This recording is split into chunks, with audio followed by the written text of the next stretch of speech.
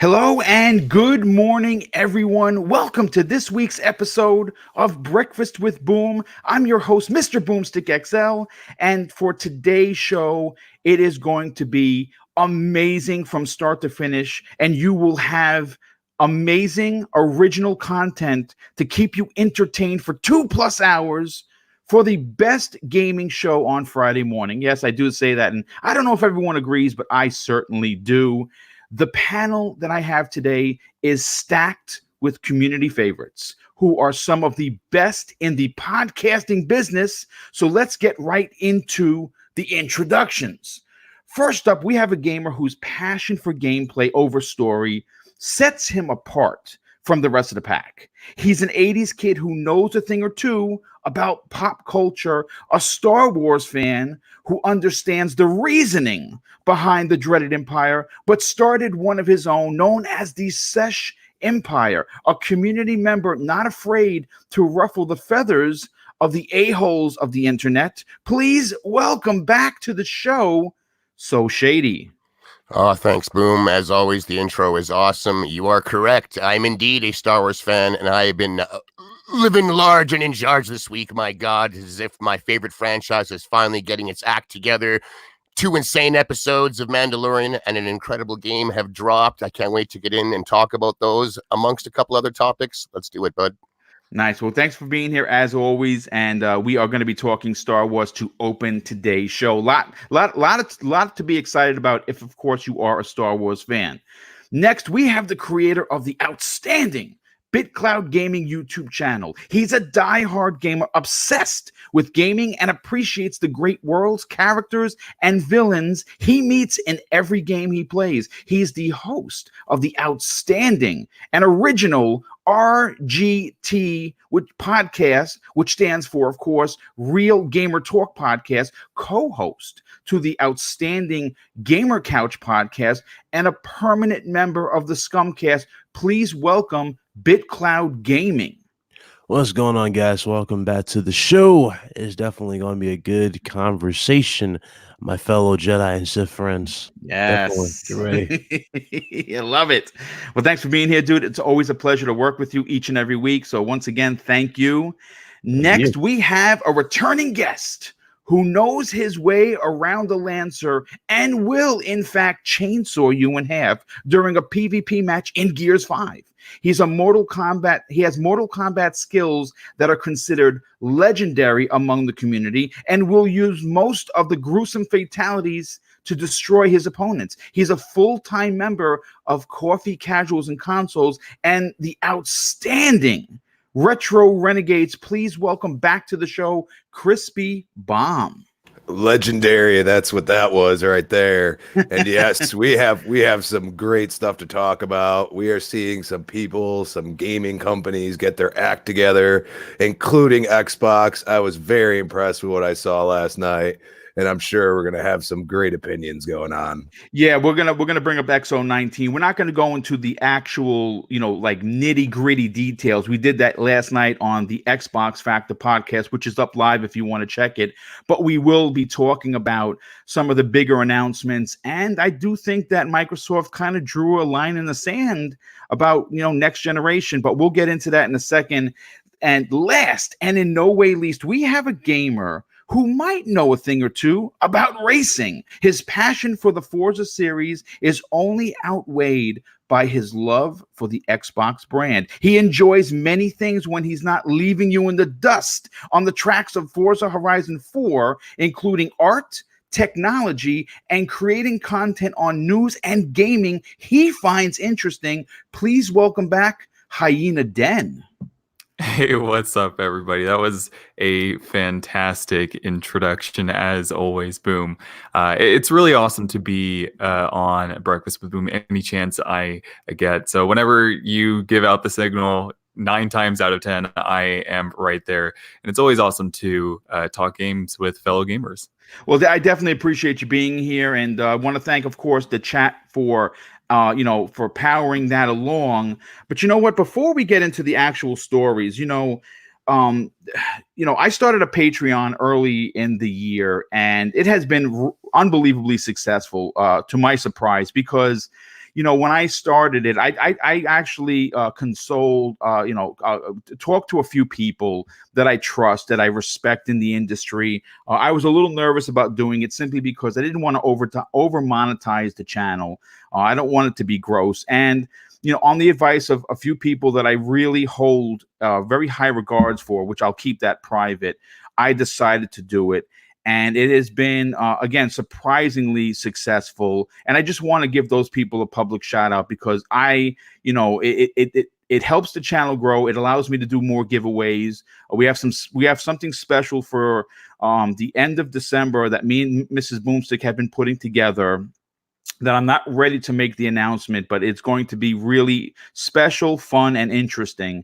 So let me just give those fine community members, the proper shout out that they deserve. And these, of course, are Patreon supporters: Casket Repair, The Only One Left, Defunct Jester, Dave, Elemento PO, J Force Games, John Blue, Leroy Smiley, Mark Devlin, Michael Davidson, Alfonso Hogan, Josette Rivera, who of course is my wife, Tempest Son, Frederick Jackson, Jim Jordan, Chaos Theory, Lethal Papa, the Sheriff of the Chat, and Mental R9 Gamer and Scrub Nurse. Thank you so much for the outstanding support that you guys do each and every week. I do greatly appreciate it. So let's get into listen, let's get into Star Wars, folks. First of all, Jedi Fallen Order last night launched at 000 hours, and you can bet your ass that I was up waiting for this to launch because I had to play. I am a huge Star Wars fan. As a matter of fact, while I waited, instead of playing games, I watched The Mandalorian for the third time, episode 1, and it was as glorious as the first time. And I cannot wait to get into episode 2, which is available right now. But let's talk about Jedi Fallen Order by Respawn Entertainment. This is a development house that has a leader that knows how to tell a story, and we know that their time at Infinity Ward, I think it's safe to say that some of the best Call of Duties came from when they were there, and they brought all of that talent. They started Respawn Entertainment after the shenanigans with Activision, and we're better for it as gamers. They released Titanfall 1, which was a masterpiece. Titanfall 2, some people didn't dig the online, and I hear you, but I loved it. But their single-player campaign is still considered some of the best this generation. And then they took that talent and that love of gaming, and they brought it over to the Star Wars universe. And my God, I am 3 hours into it, and I can tell you right now that without sounding like a nerd or a fanboy or someone who just has stars in his eyes, this is probably the best Star Wars game I have personally played in the last 10 years. It is a masterpiece on a level that hasn't been seen in quite some time. And yes, I'm only 3 hours into it, but from the minute the game starts, you are punched in the face with the quality of graphics, the music, the sound, the ambiance that you get in being in a Star Wars universe. Everything from the second you turn it on, you are warped into the world of Star Wars. And I can only imagine how far this game goes. I'm going to say this right now and I'm going to get right into the panel's opinion on it. If you are an Uncharted fan, yes, that Uncharted from the PlayStation series, which I absolutely love, this game is for you. It takes so much from Uncharted. It is such a homage, and it uses everything that Naughty Dog did to make traversing the world interesting and fun, and makes you actually use your brain. Not everything is just right out there for you to see. Sometimes you have to look for things. So Shady, I want to go to you first. I mean, obviously you have the Sesh Empire, and for all we know at this point, you are taking over for Vader, right? So you are one of the biggest Star Wars fans that I know. From what you've played, what are your early impressions of Respawn's Star Wars title?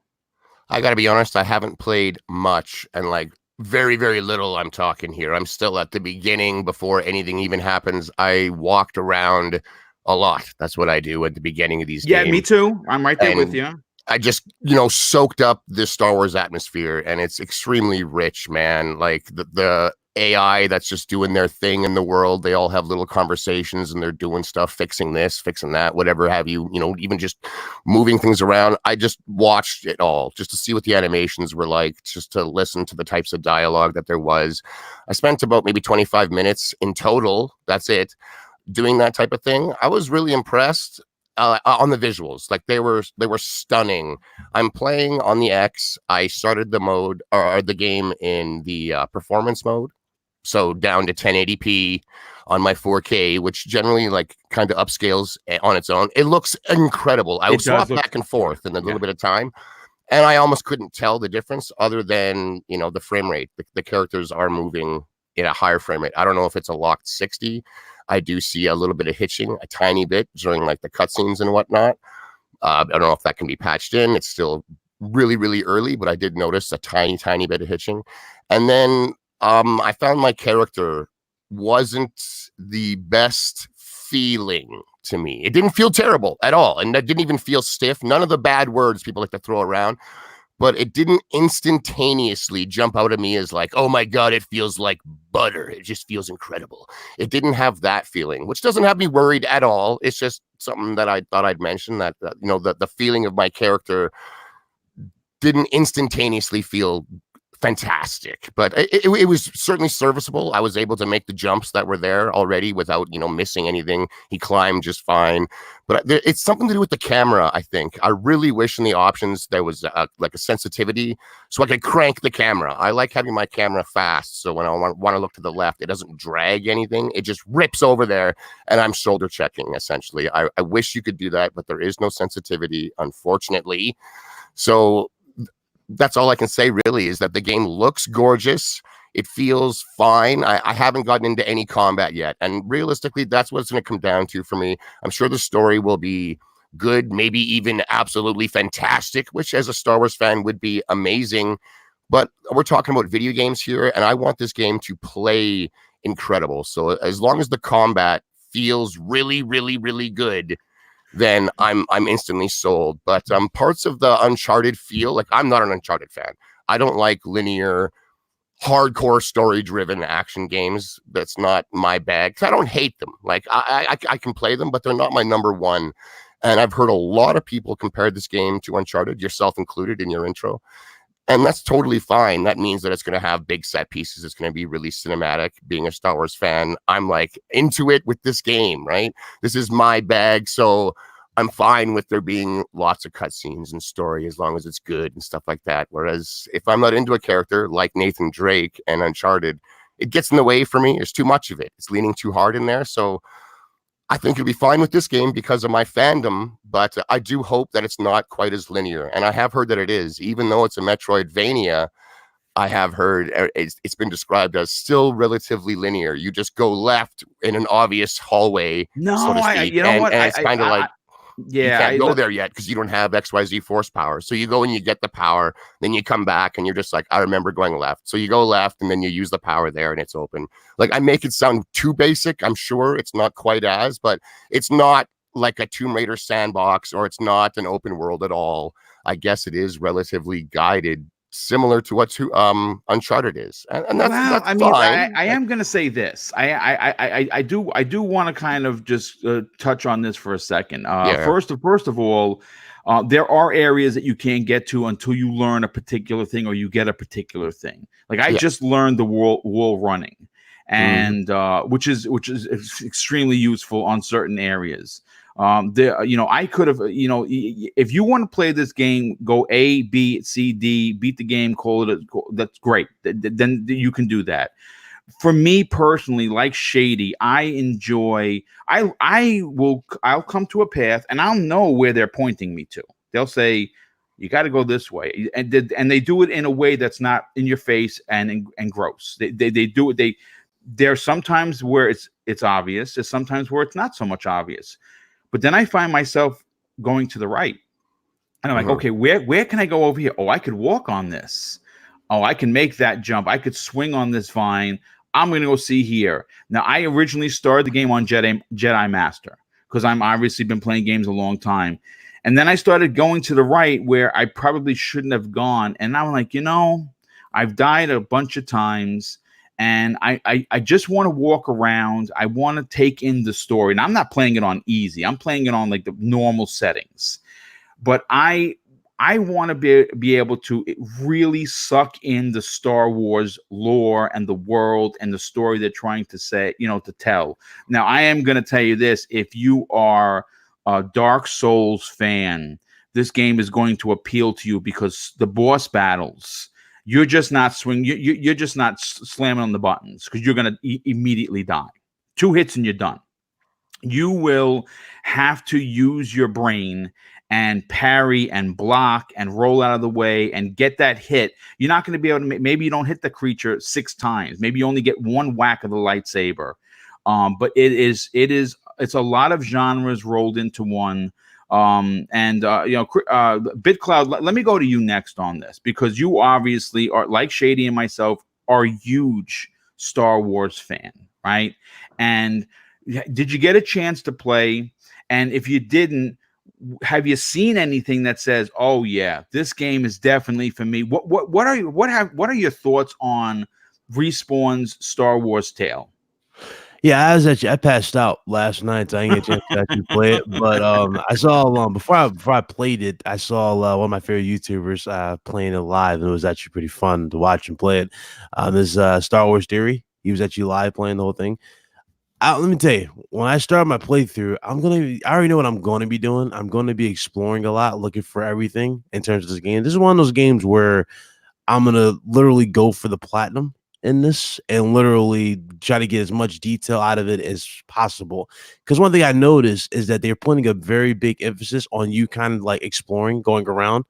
The game doesn't really hold your hand, if you think. No, it does not. It does not hold your hand. Really fun too. Like they all look attainable in a reasonable amount of time just by playing the game. It's not asking for anything crazy. I like that. Yeah, it's not really like telling you there's no waypoint saying, "Hey, look, go this way." No. It was something nuts like, you need to kill 18 stormtroopers with 1 lightsaber throw, and there's only 1 point in the game that it can be done. It's not anything nuts. Like the craziest thing I saw was kill 3 stormtroopers with 1 lightsaber. And I'm sure that's going to happen on numerous occasions if you're using your powers. Like they just look like fun, attainable achievements. It's going to be an easy 1,000 out of 1,000 for people that play the game, or a platinum in your case. Like, I think that's cool. I don't like games that have achievements that are virtually unattainable or total fluke one-offs, 1 in a million tile achievements. I don't like that type of stuff. And this game's got some fun ones. I look forward to getting them. Yeah. Anyway, but with that, being said and everything, like I said, I'm going to be definitely exploring because I want to see where this game actually takes you. That'd be crazy if you go to Mustafar, or maybe the Jedi Academy. To see the Jedi Academy. Maybe you go to maybe you go to where the clones were made. It's exactly. I mean, that'd be crazy if you're in an area. I remember there was this forest area that we saw. We kept getting teased for, right? That'd be crazy if that was the area near General Grievous's body where he got incinerated. Really? Yeah, y'all remember that? Remember what? I forgot the name of the place, but there was an area where it was grassy and whatnot, and it looked like the area where General Grievous, where he fought Obi-Wan and he died. It looked around that spot. So, again, this game has potential to tie in a lot of characters that we might have not seen in the series. I would not be surprised. Well, I would be surprised if they did it, but I would not be surprised if we saw like legends like Mace Windu get references to. Like, that would be dope. Would it be insane if you were just like, you're walking around and you found Mace Windu's severed hand? I wouldn't do it myself. I'm gonna be honest with you. I'd be a little. I may have to pause and have a moment. You know what I'm saying? Because I love Star Wars like that. Mace Windu's hand, it's cool. I like this. I like what they're doing. They can go in the darker territory, and I like the parry systems for what I saw too. The parry system is pretty cool. It's not like basically the combat is very punishing. It's not about just you spamming a button to exactly. counter. Yes. You have to legit time this, and I like that. Like I really puts a strain on you to actually pay attention in that regard, as opposed to just giving you an easy. Oh, look, 1 button press. Like Assassin's Creed 2, you press 1 button. Oh, look, I killed 15 people in like 5 minutes. Nah, it's not like that. I like that. The force power is looking cool too. I mean, it's got a lot to it. And I'm happy. I'm glad they went with this particular direction. They didn't go with the all-out multiplayer type game. That's cool. Single player clearly works, and it's definitely something that Star Wars can benefit from. And you guys are seeing it right now. This is what Star Wars really needs, and what it should have been from the beginning with Battlefront 1 and 2. Should have been like this from the beginning. Should have had a separate mode like this and a multiplayer. They didn't do that with Star Wars. Now they have a full-fledged, story and a character that just is really, really impactful, and I like it. I like what they've done. Yeah, so far, like I said, folks, I'm only 3 hours in, and I mean, I'm on the same planet that the first planet that you land on after escaping the beginning part of the game. I'm still there, but I am really looking because the one thing that this game does great, it does something unusual that you haven't seen done in a lot of games. And when you meet the new droid, that's going to be basically your R2 for the entire game. When you kill an enemy, it nudges you to scan it. And when you scan the enemy and you hit the line button, it brings up the lore of the creature. So every time you kill something that you've just met or you've just battled, you get the backstory of that said creature or character or alien or droid or whatever you're fighting. And if you are, listen, again, you don't have to look at it. You can just let it load and go away. It doesn't interrupt your play. But if you are someone that appreciates the lore of Star Wars, where you get to know about your surroundings, if you're a Star Wars buff, this game is for you. If you're an action fan, this game is for you. If you are just someone that wants to put it on the easiest mode for the story and just whack away like you're playing Killer Instinct or something, you can do that too. Different types of modes for the visuals. If you want the high fidelity 1080p mode, it's there. If you want the cinematic mode, which is what I'm playing in, it's there. There's a lot to be excited about. But you know what? I want to get to Crispy Bomb now. Crispy, I know we were talking prior to going live, and I know you didn't get a chance to get the game as of yet, and that you're working on it. I already, I think it's you have to have this game. But being that you haven't played it, and being that you're hearing what we've been talking about, has your excitement levels for this game gone even higher than before? Absolutely. I mean, this game looks like what Star Wars should have been, years back. I mean, I always remember playing The Force Unleashed, and I really enjoyed that game. Me too. Yes. I find it to be, I know everybody says Uncharted, but it kind of like with the wall running and stuff like that, it kind of reminds me of like Prince of Persia. A little bit. Yes. Great point. Which I really enjoyed the heck out of that game. Obviously, it's not as platformy, but I see the combat looking more like a For Honor style. Like you have to really think about how you're going to approach it. And that intrigues the heck out of me. I don't just want to be slapping my lightsaber everywhere and saying, "Oh, you're all dead, goodbye." And I didn't even feel like that when I played The Force Unleashed, or even I remember playing back on the original PlayStation Episode 1, which is actually a pretty darn good Star Wars game. And it needs to add to the story. I've watched all the Star Wars. Am I like as a huge a fan as you guys? Probably not, but I've definitely watched most of them multiple times. You know what I mean? And if you're not going to add to the story, and I don't feel Battlefront ever did that, then it kind of takes away from the game itself. And I think they've gone back to their roots. I mean, even like the scanning thing, like you said, I mean, if you want to learn that stuff, that's awesome. It's there. It's not required. You know what I mean? But you also, I mean, I don't know, does it say stuff like weak points in them or anything like that? Or does it just say like, is it just a backstory on the characters you kill? Because I mean, I'm sure there's certain areas where it would be beneficial to have like weak points just kind of thrown out there, almost like Outer Worlds does when you kind of like into that mode and you can just sit there for a second and see where you're going to hit them. So I mean, these are things maybe it's not there, but who knows? I mean, you're only 3 hours in, and my change jar is about to go in down the tubes, and That's what it's there for emergencies. It's an emergency. Yeah, this is one of those it's a me problem emergency, and I need this game type thing. But obviously I can't get into any detail about it, but it has a lot of games that I really enjoy certain aspects of, and it almost seems like they piled it all into one. And I think that it's definitely going to be a game of the year contender just from all the reactions. And let's give them a hand. The game works. I mean, it works. Good point. That's a great point. We take it for granted, but you actually you laugh about it.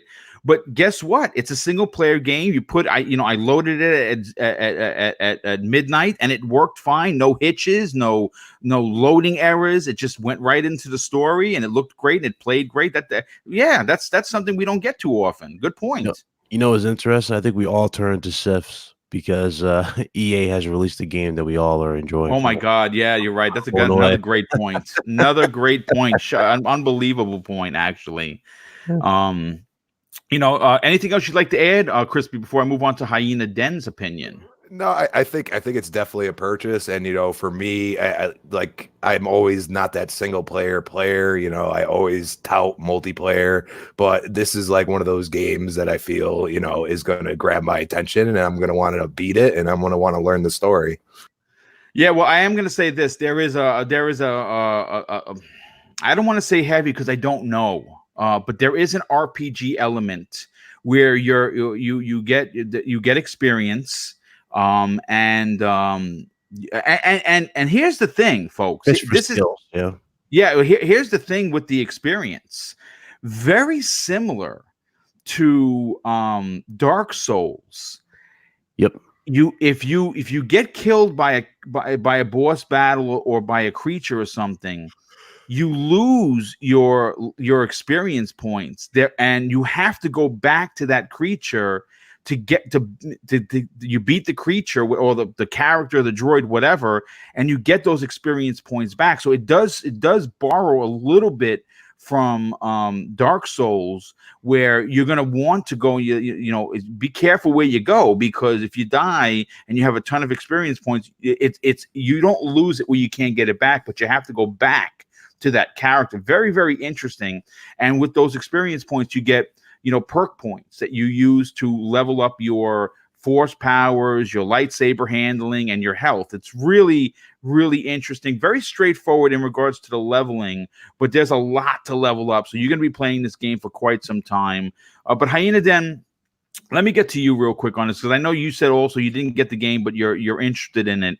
Currently, the Metacritic score, and I just pulled it up. It has a PC is a 90, right? That has 12 reviews.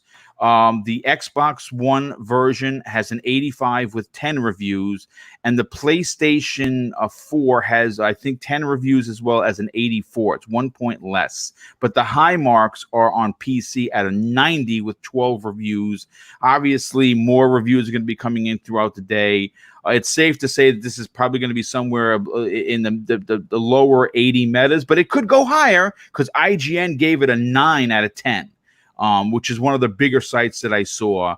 Increase. The PC version, they went all out with the extra textures. Well, there you go. There you go. So just look at Star Wars Theory and look at it because he's running his on PC.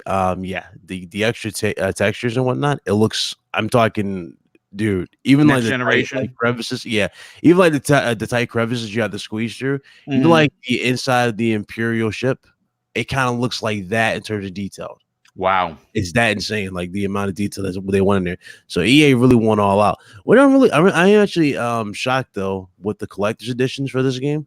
You would think they would do something a little bit more special with this type of game. I was hoping for a statue of some sorts. Yeah, a statue, but you know what I think they're gonna do for part 2, because you already know this is pretty much getting a sequel. This is too well received right now for them not to capitalize on it. I guarantee you, mark my words, somebody timestamp this. Watch the second entry in this game, have a lightsaber or something like that for the collector. God. Yes, I can see it happening. I can see that happening.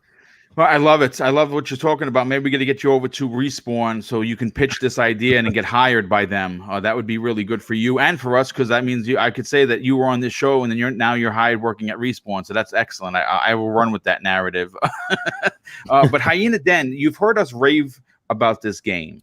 And there's a lot of when I say RPG elements, there is opportunities for you to build your own lightsaber. I've done it already. I've got the 10-point achievement. I've changed the color, the hilt, the metal that holds it. There's a lot to do in this game. The more and more you hear about it, even though you haven't played it, from what you've seen and what you're hearing, is this a game that not only could potentially be a Game of the Year contender, but is it something that in your wheelhouse that you have to play as a gamer? You know, when I look at this game and Respawn as a studio, it's kind of funny how Respawn seems to be holding the strings and running the show over Yes. there under EA instead of vice versa. And I think that's nothing but a good thing, because you, with EA specifically and Activision, you need some of these games in the industry. There always has to be a balance out there, right? I wouldn't want to be in a part of a games industry where it's completely just multiplayer games or completely single player games. There has to be a balance with both of those. And Jedi Fallen Order is one of those games that if you're weary of it, Black Friday is literally, a week and a half, 2 weeks away. It's one of those games where, like myself, I've stated many times before, I'm not a Star Wars fan. It's just one of those things that have never clicked with me. But judging it as a video game, and it's pulling so many different comparison points from Dark Souls, Uncharted, a lot of the Metroidvania games out there. It kind of has that Metroidvania aspect of similar to what Control did with, some areas are locked and you need to unlock this so you can Come back venture and out take to this care of place. this. Yeah. Mhm. Absolutely. Yeah. So this game is pulling from a lot of other great games that have already come out. So with Black Friday coming around, if you're weary of it seems like the perfect game to venture forward with. Or obviously, if you have Origin Access or Origin Premiere on PC, you can sign up to their subscription service and you can play for whatever their subscription service costs, at a lower entry. So it is definitely one of those games that I think people should at least check out once, if not for the sole reason of sending EA a big statement. If this game flops and doesn't do well, then obviously that'll kind of justify all of the comments that EA has made over the last 1.5, 2 years about single player games not being worthwhile for their business structure. So, for that reason alone, I think people should buy it. But of course, hearing impressions from people on the panel, seeing some of the reviews from a lot of the big sites, everybody is seemingly having a blast with it. And I hopefully I pick the game up next with the rebooted Dirt series on Black Friday, because I am very interested into checking it out. I know I when I first saw it revealed, I think it was I want to say it was at Gamescom last year. I may be completely wrong about that. But when they first unveiled the trailer, I've always been of the opinion that Frostbite, whether people like the engine or not, and I understand devs have had problems with it in the past, Jedi Fallen Order does not look better than Frostbite games. I don't think it looks better than any of them. Not Need for Speed, and absolutely not better than any of the Battlefield games. The Battlefield games, to me, are some of the best looking games point blank in the industry. And, DICE has really championed a lot of the feature sets of that engine. Now, and when I say that, I don't mean it in a way to crap on how Jedi Fallen Order looks, because it does look like a good game. You know, it kind of surprised me when I first saw the opening trailer of it. I kind of expected it to be something else, given, you know, the history with Frostbite. And I understand it's not using Frostbite, so that's one of the reasons why. But, you know, with all of that being said, I think whether you're a big Star Wars fan or not, this is something to pick up, whether you're buying the full $60 version, Origin Premiere, or getting it on Black Friday. It is definitely worthwhile playing at least once to show the people over there at EA, Activision, Tencent, and all these other big conglomerates that these games are good to have in the industry as well, to keep balance. I like that point, if I may, Boom, for a minute here. Jump is in. Go that, ahead, brother. Absolutely. EA, I think they were almost forced to allow this game to be what it is just because of the massive backlash, their stock dropping by billions of dollars in worth with Star Wars Battlefront 2, and it being, you know, a games as a service, microtransactions out the ass, pay to win, arguably at the beginning, especially. Obviously, you know, let me just add to that, and I'll let you continue. This is on the heels of the cancellation of Amy Hennig's game, releasing Amy Hennig and closing Visceral. So their backs were to the wall. We don't have no idea, to be honest, what happened with that other game. It sounded very similar to this in its play style. So these games were probably in development side by side. Like, this game probably has a 3-year dev time.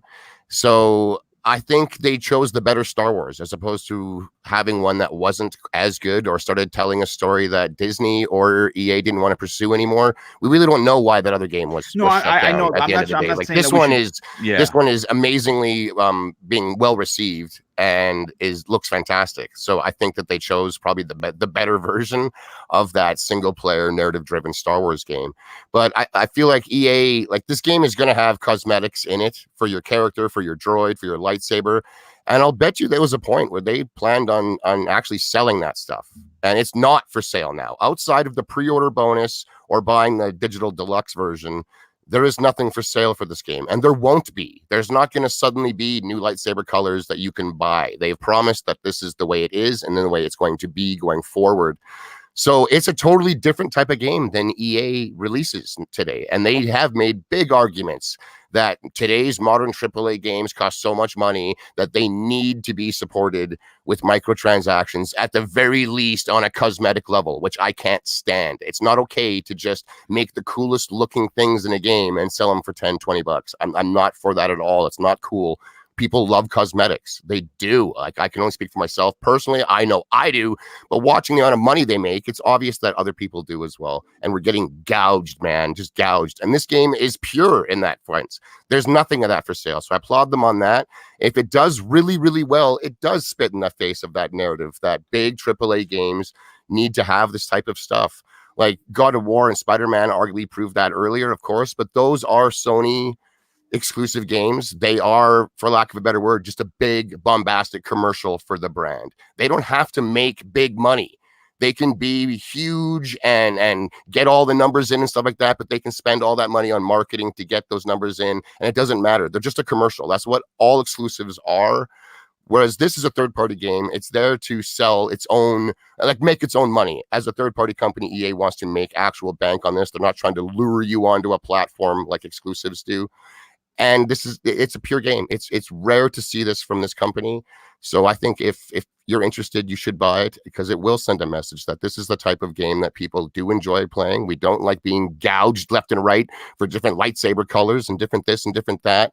It's not here. And I think that's worth applauding and seriously supporting big time, because EA is not the only company that tries to pretend that they need it. Right now, I've walked away from Gears 5 because the microtransactions for their cosmetics are atrocious. You cannot earn the in-game currency. You just can't earn it. And that's the only way to get their daily skins that they have and weekly skins. And they're way too expensive. and you just can't earn it. Like I've stopped playing because it's way too egregious in one of my favorite franchises. It upsets me, man. So the fact that it's not happening in this game, being a Star Wars game especially, I love it, man. I'm going to be able to rip the game apart, get all the cool gear, all the neat skins.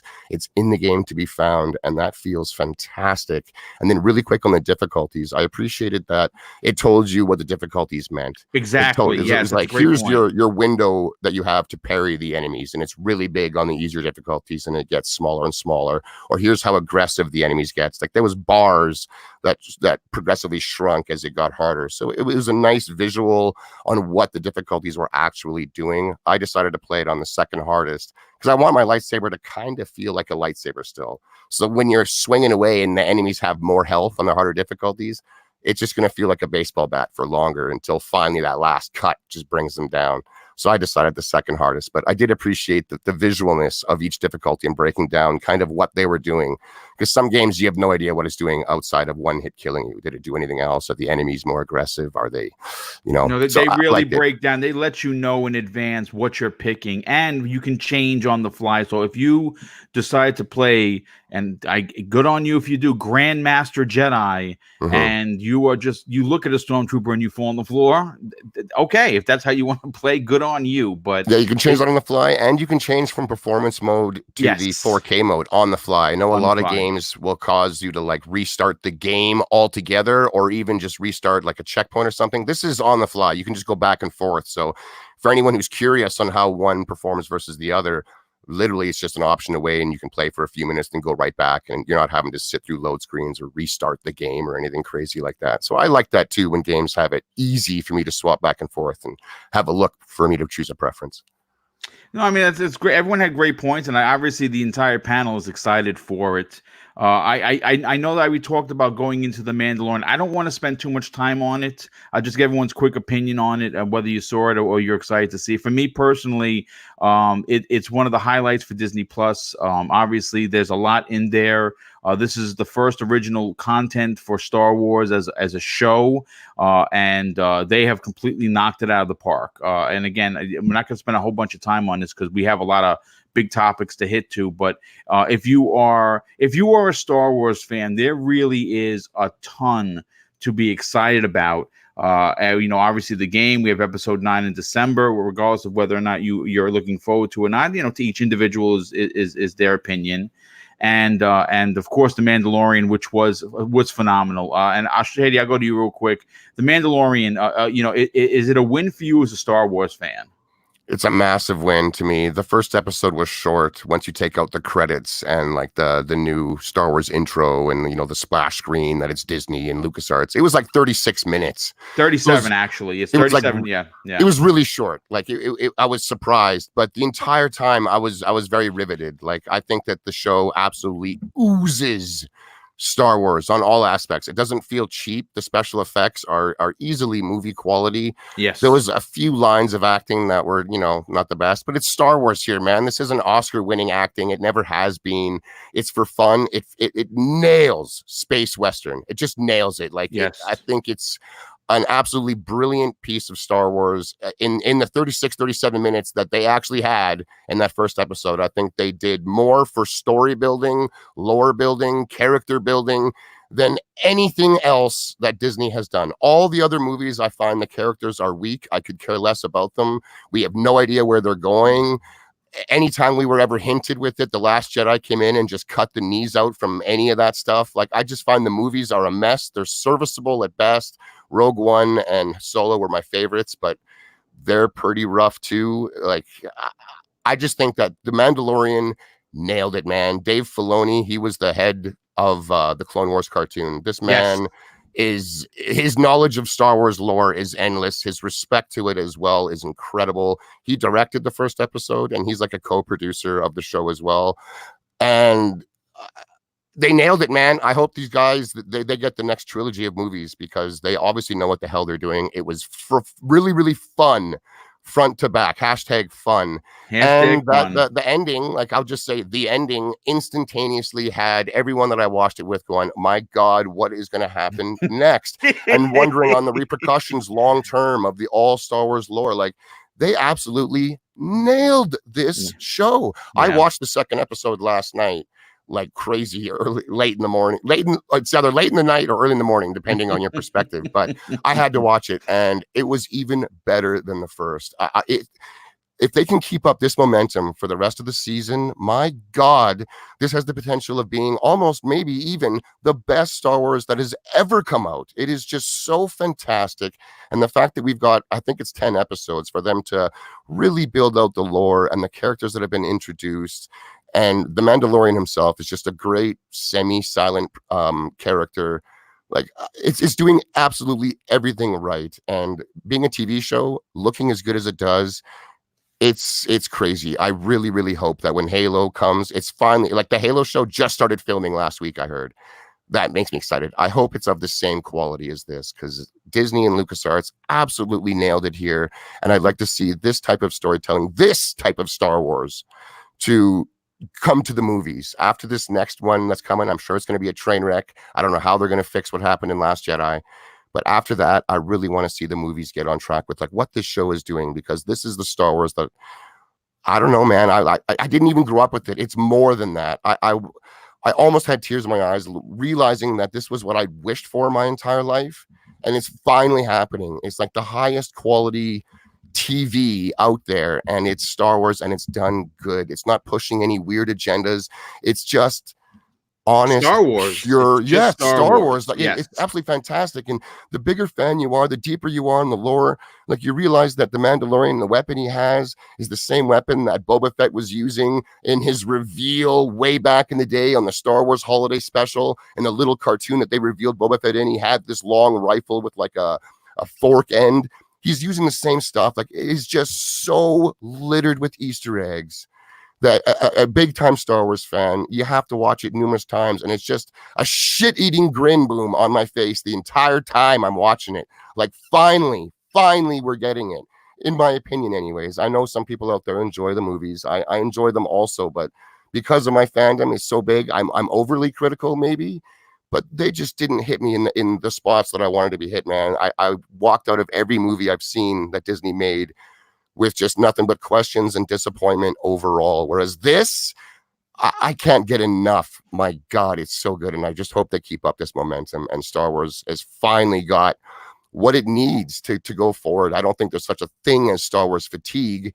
I just think that they haven't done the franchise the proper justice yet. Maybe they just had to get the training wheels on for a bit, and they finally figured it out. I don't know what it is, man, but that show is so good. Part of me wishes it was all out Netflix style, and I could have binged it in one night and it would have been over. I just could have been rewatching it, but I kind of like how it is this week to week. So with all my other friends that are fans and stuff, we can talk about it and we can theorize, and I can click on other videos on YouTube and listen to what other people think and stuff. But that week to week does kind of keep it, I don't know, fresh, relevant for longer. Mm-hmm. When you have a big binge, it's hard because not everyone watches it in one night. So it's kind of like, well, did you watch all the episodes or just one? What can I talk about? What can't I? It's I don't know. I like it and I don't. So part of me wishes it was all out, because I would rip that baby apart. But I'm kind of glad that it's week to week. So it's going to keep it fresh right up until the next movie. So that's really cool. But I recommend it to anyone out there that has the potential to get Disney Plus. And if you don't,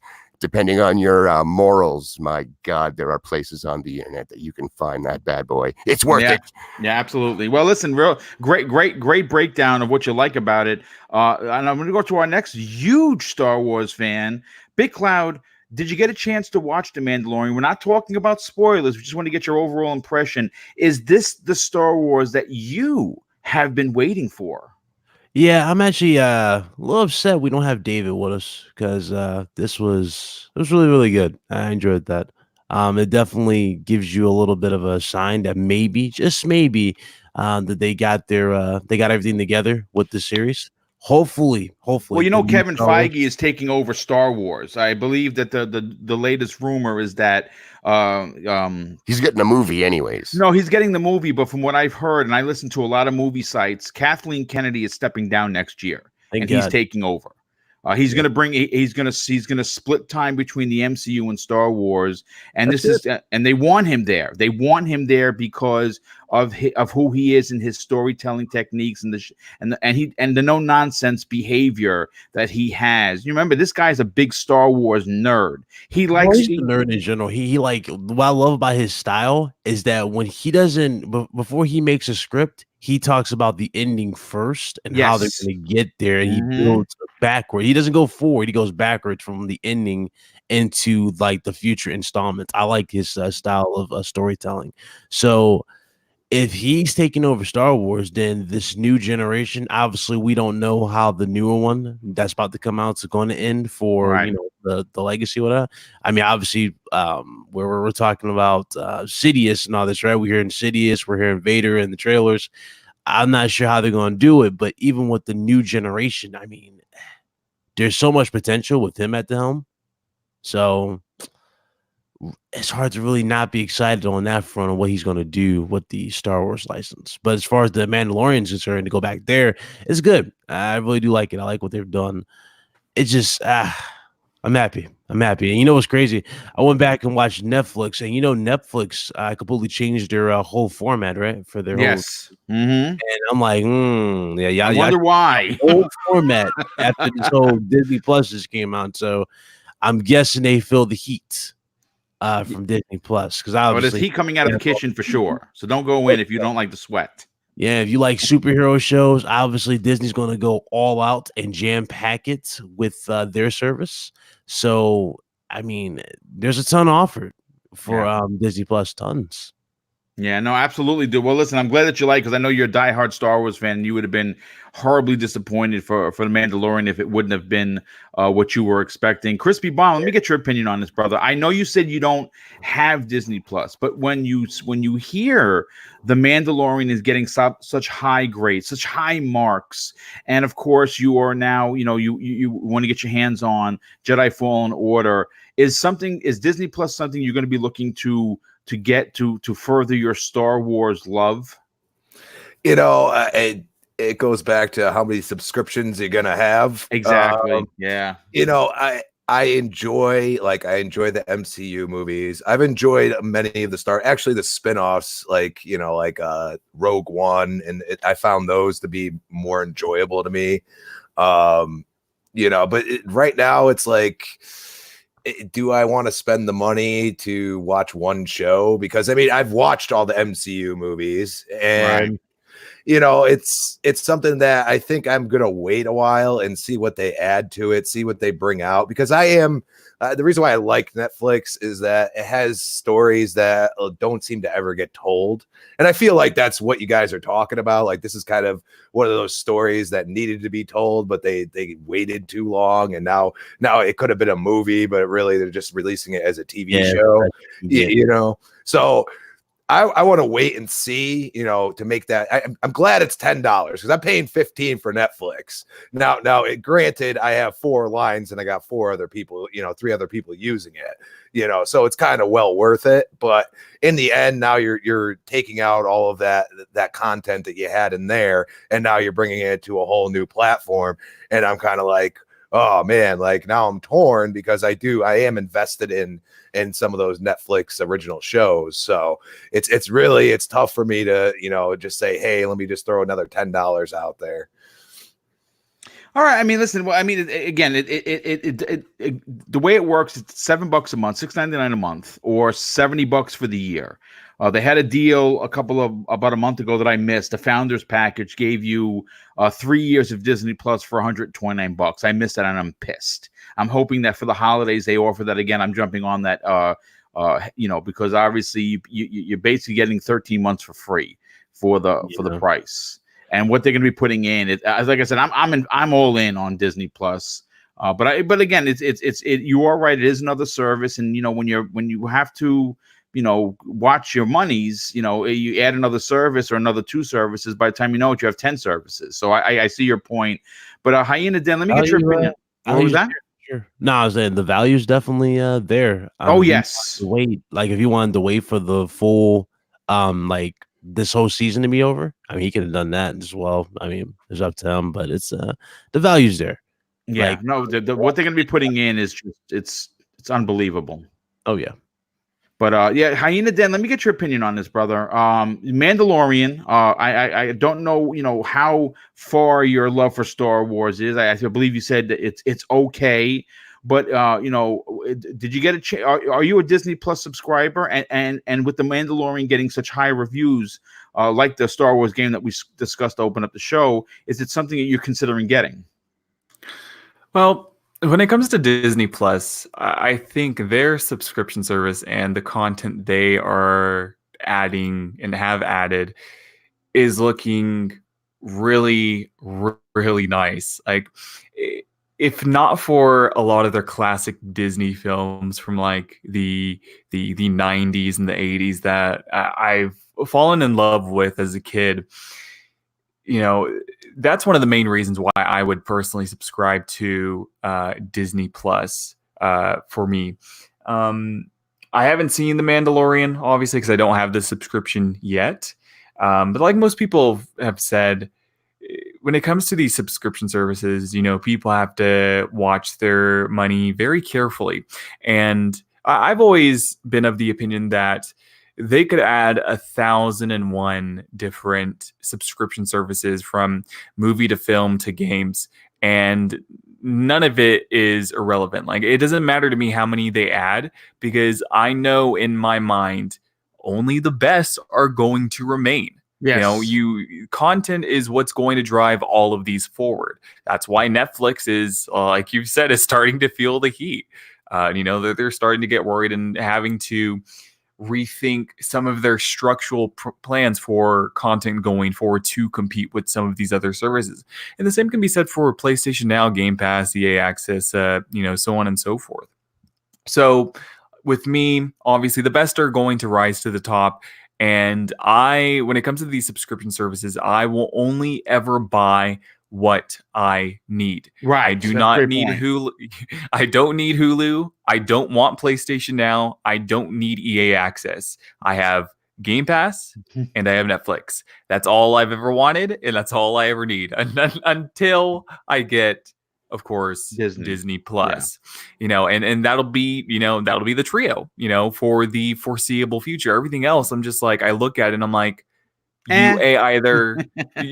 pretty much like you either A, don't have what I want, or B, you have some things that I might want, but your business structure for it, whatever your pricing is way out of whack. And that has sort of been a twofold argument towards why I've never liked PlayStation Now in the first place, right? Because A, it was way too expensive for what they were trying to offer. Was dumb. Yeah. And they don't offer enough games, first party specifically, that I'm into for it to be worthwhile for me to sign up. So, Netflix, obviously, I get the shows that I love from there. Game Pass, it seems like I'm playing a game every single day from Game Pass at this point, and Disney Plus, it has a lot of the classics from the past, and they're starting to come out with brand new content that looks really exciting, that is enticing me to join the service as well. And obviously if I have Disney Plus, then, even if I'm not a Star Wars fan, The Mandalorian is something that it's on the service, so why not try it? Exactly. Great point. Actually, the thing I like about, actually I don't like, I hear a lot of people talking about streaming services being out of control. There's too many, it's costing too much and everything else. I have like all of them: Stars, HBO, Disney Plus, Netflix, Crave up in Canada, which is similar to Hulu. I believe there's even another one in there. There's one or two anime ones that my roommate and brother watch. We also have, of course, Game Pass and Live and stuff. All that together is like half as much as my original cable bill used to be. And at any time, if I'm like, there's nothing on HBO, I can just cancel HBO. Yeah. Whereas with cable, everything was bundled in such a way that you couldn't cancel month to month a little bit. Like, there's nothing on CBS, I'll just cancel that one channel. It didn't work that way. You needed it all, because if you wanted to watch the History Channel, you had to have everything under it, let's say.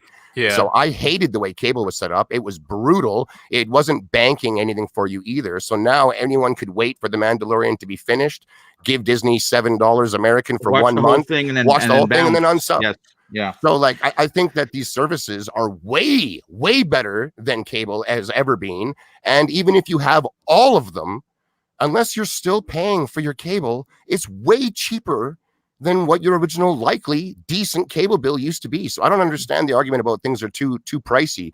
Get in, watch what you want, then get the hell out. It's as easy as that. Cable was never that easy. We have more options today, more content today, and because there's as many services as there are available, they're all competing with each other hard. So they're putting better quality and more effort into their programming. We're seeing, this is like the glory days of television right now. We're seeing higher quality TV than we have ever seen because these companies are putting everything they've got into their streaming services, and they need a reason to get you to go. Why are you coming to watch Disney Plus? It's either for nostalgia, or at least today, it's for the Mandalorian, because that's amazingly quality, right? That's actually a really great point. I mean, listen, it's streaming's so much better than the cable option. It's for those guys that need it all. I need cable and I need everything else and PlayStation and Xbox stuff. Yeah, it gets expensive when you have to have it all. But I mean, cut the cord and just go with these services. You're paying way less and you have basically it all anyways. Yeah, great. That's a great point. And I watched all the pretty much all the TV shows that I do not have. I can watch literally on my Fire Stick. So really, again, TV is just, it's not even something I don't even have to worry about. For the boomers, to use a word. Yeah, well, I mean, I am going to say this. The choices are there for you, for the consumer. I do like that. But I don't want to get too much into cable because obviously this is a gaming show. So I want to wheel it back in and move on to the next topic. And it's a big one. It's a big one because it's going to talk about the PlayStation 5. And apparently cartridges are coming to the PlayStation 5 thanks to a new patent recently found. And it could be external SSD allowing gamers to customize how much memory the console has. Very interesting, bit of a head scratcher as well. Now, in this story that I pulled from Tech Radar, they are reporting that Sony has patented a new gaming cartridge that could be used in the new PlayStation handheld device. Again, this is a double-edged sword story here, folks. However, it is possible that the PlayStation cartridge may actually be an external SSD drive that plugs directly into the PlayStation 5, making it load faster than your traditional USB cable that's plugged in either to the front or the back. Now, before I get into the story, and I don't want to forget them, I have to thank two people real quick. LMNOP with the outstanding $2 super chat. He says, good morning, panel. They crammed all of Star Wars into 40 minutes. Yeah, we kind of added 20 more at the back end of that, but thanks so much for being here, dude. You rock, and I appreciate you dropped the $2 super chat. And Rain G4 with the $5 super chat. He says, Disney Plus looks like a side chick that's about to become the main chick. I guess maybe, but getting back to the story at hand, Let's Go Digital.com spotted the patent published by INPI, which is in Brazil. Loosely translated, the patent is for configuration applied to / in data recording and storage device and artwork that shows old school style gaming cartridges. Now, while the cartridge could be for the handheld device that Sony has not announced, there are suggestions that it could be that external / internal SSD drive. Now, we already know that the PlayStation 5 is going to have a built-in SSD drive, which basically is going to eliminate loading. And I think that's going to be the big draw for both the Xbox Scarlet and the PlayStation 5. But I mean, I think it's safe to assume that it's probably only going to have a 1 terabyte drive in there, which is a little small. When you consider some of the sizes of the games. And again, they're going to do that to keep costs down. Therefore, it's likely that the external SSD drive will be needed to improve the amount of storage, especially for external SSD drives, which are more expensive than than the external HDD drives that are currently that we're all using. So it would make sense for Sony to patent their own external SSD drive that they could sell. And basically, if you are someone that you have the spendable cash. Let's say for you are that gamer that does have the extra money, and you want to put that 4 terabyte plug-in cartridge to your PlayStation 5, giving you a total of 5 terabytes. You in fact can do that. Now, I am going to just throw this out there. If you remember the PlayStation, the PSP, and the PlayStation Vita days, Sony clobbered the fan base with the prices of these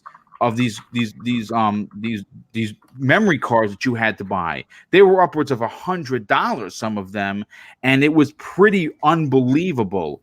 So I mean, this again, when I said double-edged sword, the other part of this story that I found extremely interesting is this, at least for me. They alluded to a handheld. Now, I don't think the Vita 2 is coming out, though I will say this.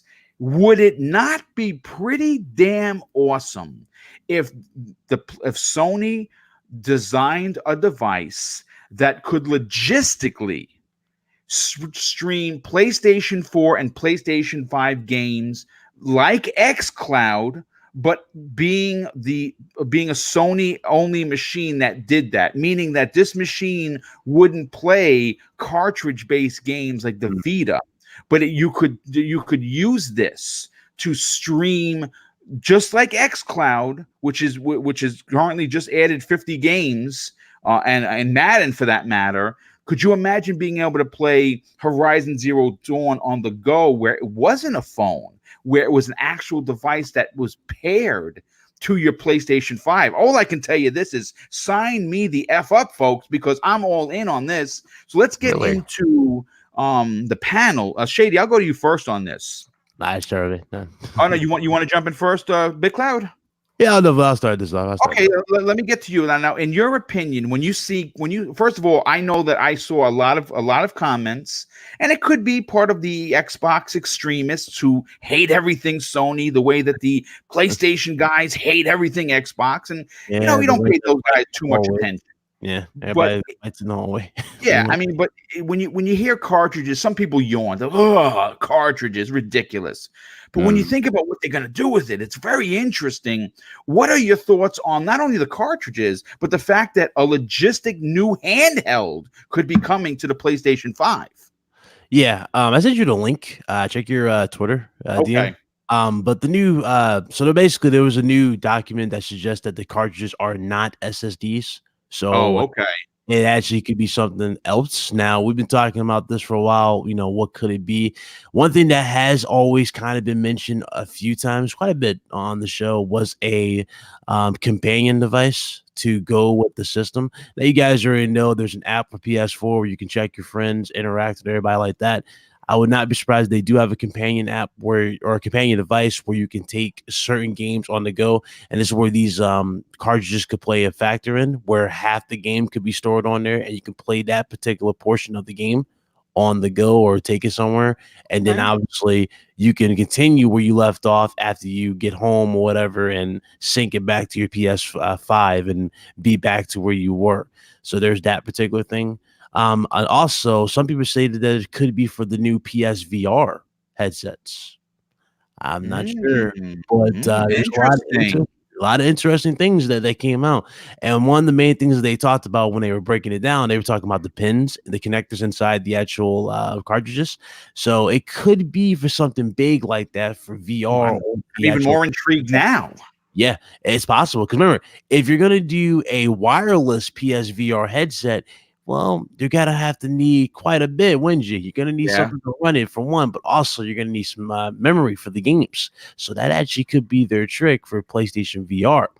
As far as the, for the PS5 is concerned, I dropped a video today. There was some concepts that was going around. Ironically, it didn't take too long for somebody to come out with a concept video where the actual cartridges fit into the system. It was actually interesting. I was like, let me just break this down and look at it. But it's on the channel, but it was funny just looking at that. But I did kind of entertain the idea because that could have been their trick to getting the price down. Maybe if that was a good point. Great point, actually.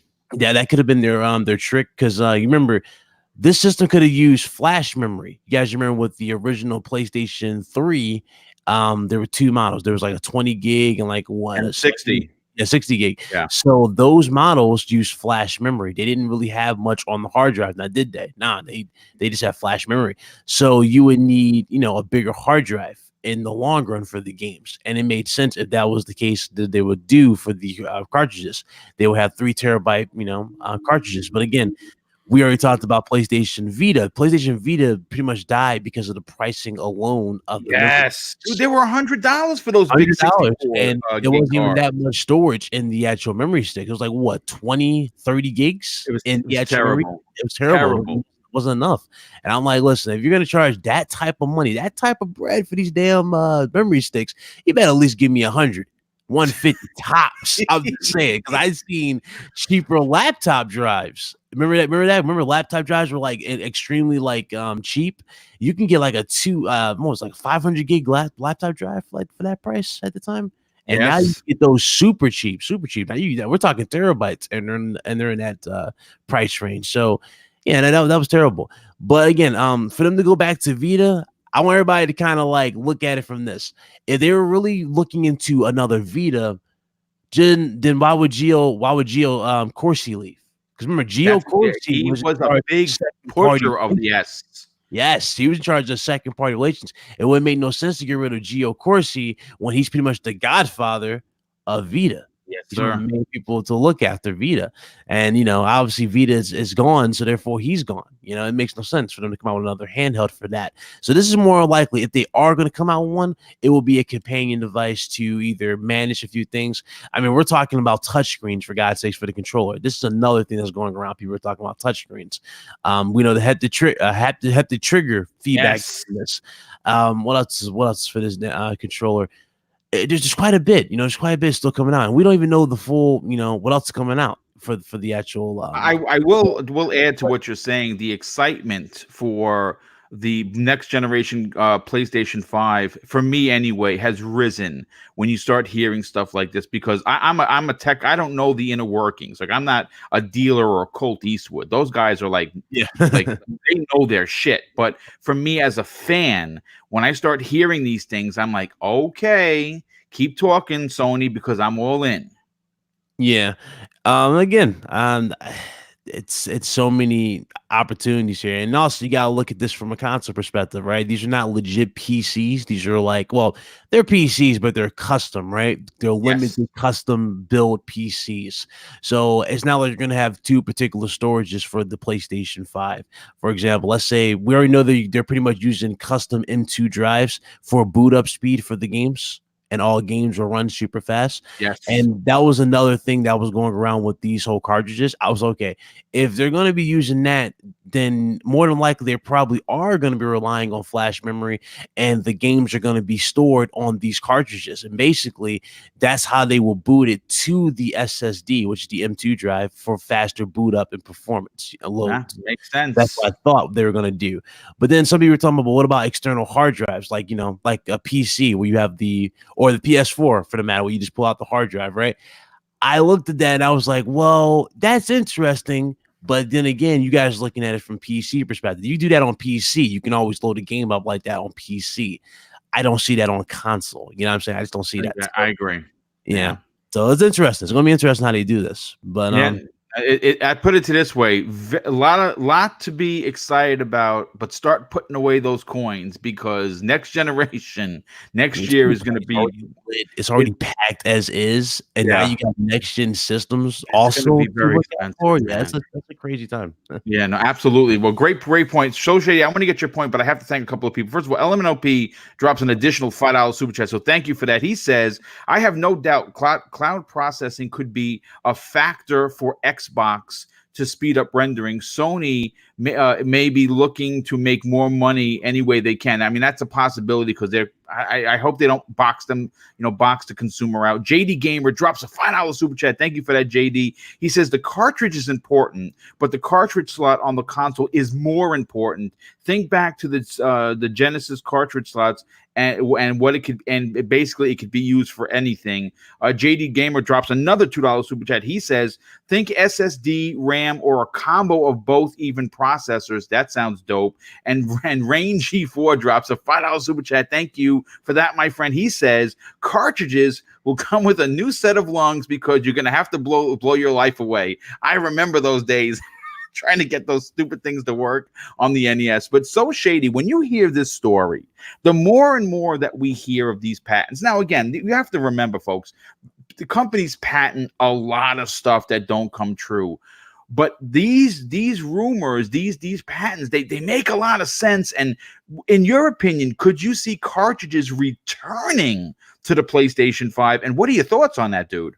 I don't think so at all, actually. I didn't like this news in any way. It wasn't until Big Cloud brought up the VR thing, actually, that I was kind of like, okay, that might make some sense. But I thought the idea of having any type of RAM expansion or faster loading expansion, if this thing makes your PlayStation 5 any better than it already is, I think it's an instant fail. We have a history of these types of things not being massively successful.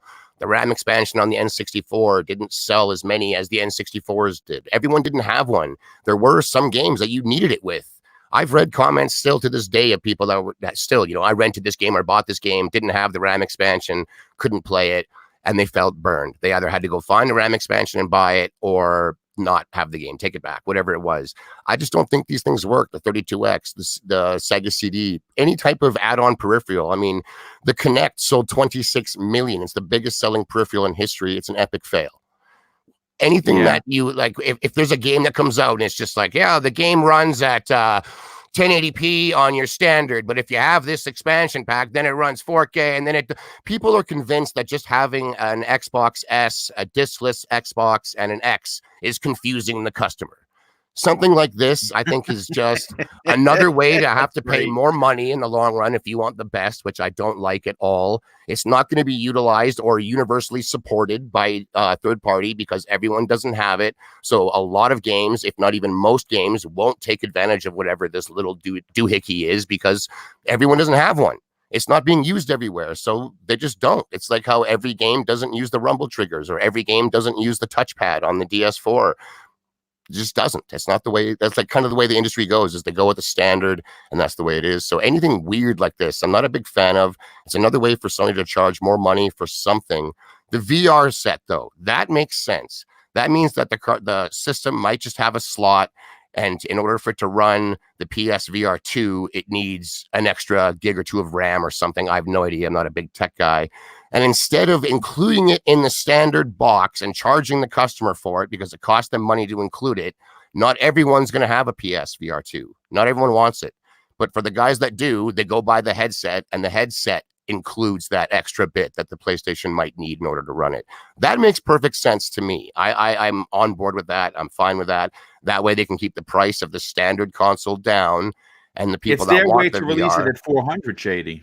It might be, right? Like if it needs something more to do VR properly, include that with the headset. So that way the people that are interested in the VR, they're buying the extra chunk that is needed. Whereas every other PlayStation user out there that doesn't want to pay VR doesn't have to pay for that little bit of extra, whatever it may be. If that's even a thing. Of course, this is hypothetical, right? Yeah, so I don't like that. And then on the idea of an actual PlayStation specific, like a new PSP, I think we're past that stuff as well, where it's like, here's another exclusive device that only plays. I don't think so. And that's all it would do. It's not a phone. It's not a tablet. It doesn't also surf the internet and do all the other things that my already tablet and phone do. I already have those devices. So I don't want to buy and lug around something else outside of those so I can play my PlayStation games on. I want them streamed to my tablet and phone. Simple as that. Why else did Sony go with Azure if it wasn't because they're going to be streaming their games everywhere, like everyone is? Not this, it only goes to that one device and it only works if you have a PlayStation 5. Those big walled gardens, I think they're gone. They're dead. The last couple bricks are standing. I don't think there's room for Sony to be pushing that type of system anymore. I don't think it'll have as much success. So I wasn't on board with any of it except for the VR possibly being the thing that is going to use that. That makes the most sense to me. Any type of extra RAM or extra memory or faster loading, that's just another way for them to gouge customers in some way, or make it so there's just another split in what the devs are looking for. Are they even going to bother using the RAM expansion if that's a thing? I don't know. I'd rather things were a bit more uniform and not having to buy little, bits and pieces to build my Lego console. That's not what I'm into consoles for. I don't want it to be a PC at the end of the day. Well, real quick, I was laughing because our good friend Enrique from the Basement Radio Arcade podcast is here. I say, welcome, my friend. And he says there's a patent for a cup holder. So that would be funny if there was a cup holder. If you ask King, he thinks there's going to be a patent for a credit card swiper, so you can pay for your games. And we have someone new that I've never seen before. Face Crook drops a $2 super chat. Thank you for being here, dude. But of course, the generosity as well. He says, free super chat. Keep up the good work, buddy. Well, thank you, dude. Trust when I tell you, the super chat is great. But the fact that you're here and that you're saying those nice comments, that's worth even more to me personally, because I do really love hearing from the fans. Michelle Alexander drops a $2 super chat. This is for Angry Shady. I don't really know if he's angry, as that he's probably lack of sleep, Shady. JD Gamer comes in at the back end, and he drops in another $5 super chat. Thank you for that. He says the most popular expansion of all time was done through a cartridge. It was called the FX chip. So only the people that needed it bought it for Star Fox. Yes, I remember that. That's I do. I agree, but that's like totally different. That came with the game. It was built into the cartridge. Yeah. You didn't have to plug anything in yourself. As far as most consumers were concerned, they have no idea what an FX chip is. They just bought Star Fox and it worked on their Super Nintendo. It was as simple as that. So like if you went to a store today and you bought a game and then you got home and it was like, sorry, we need XYZ expansion pack in order for you to enjoy this at its fullest. I don't think that's a big thing today. So I doubt that's what this is for.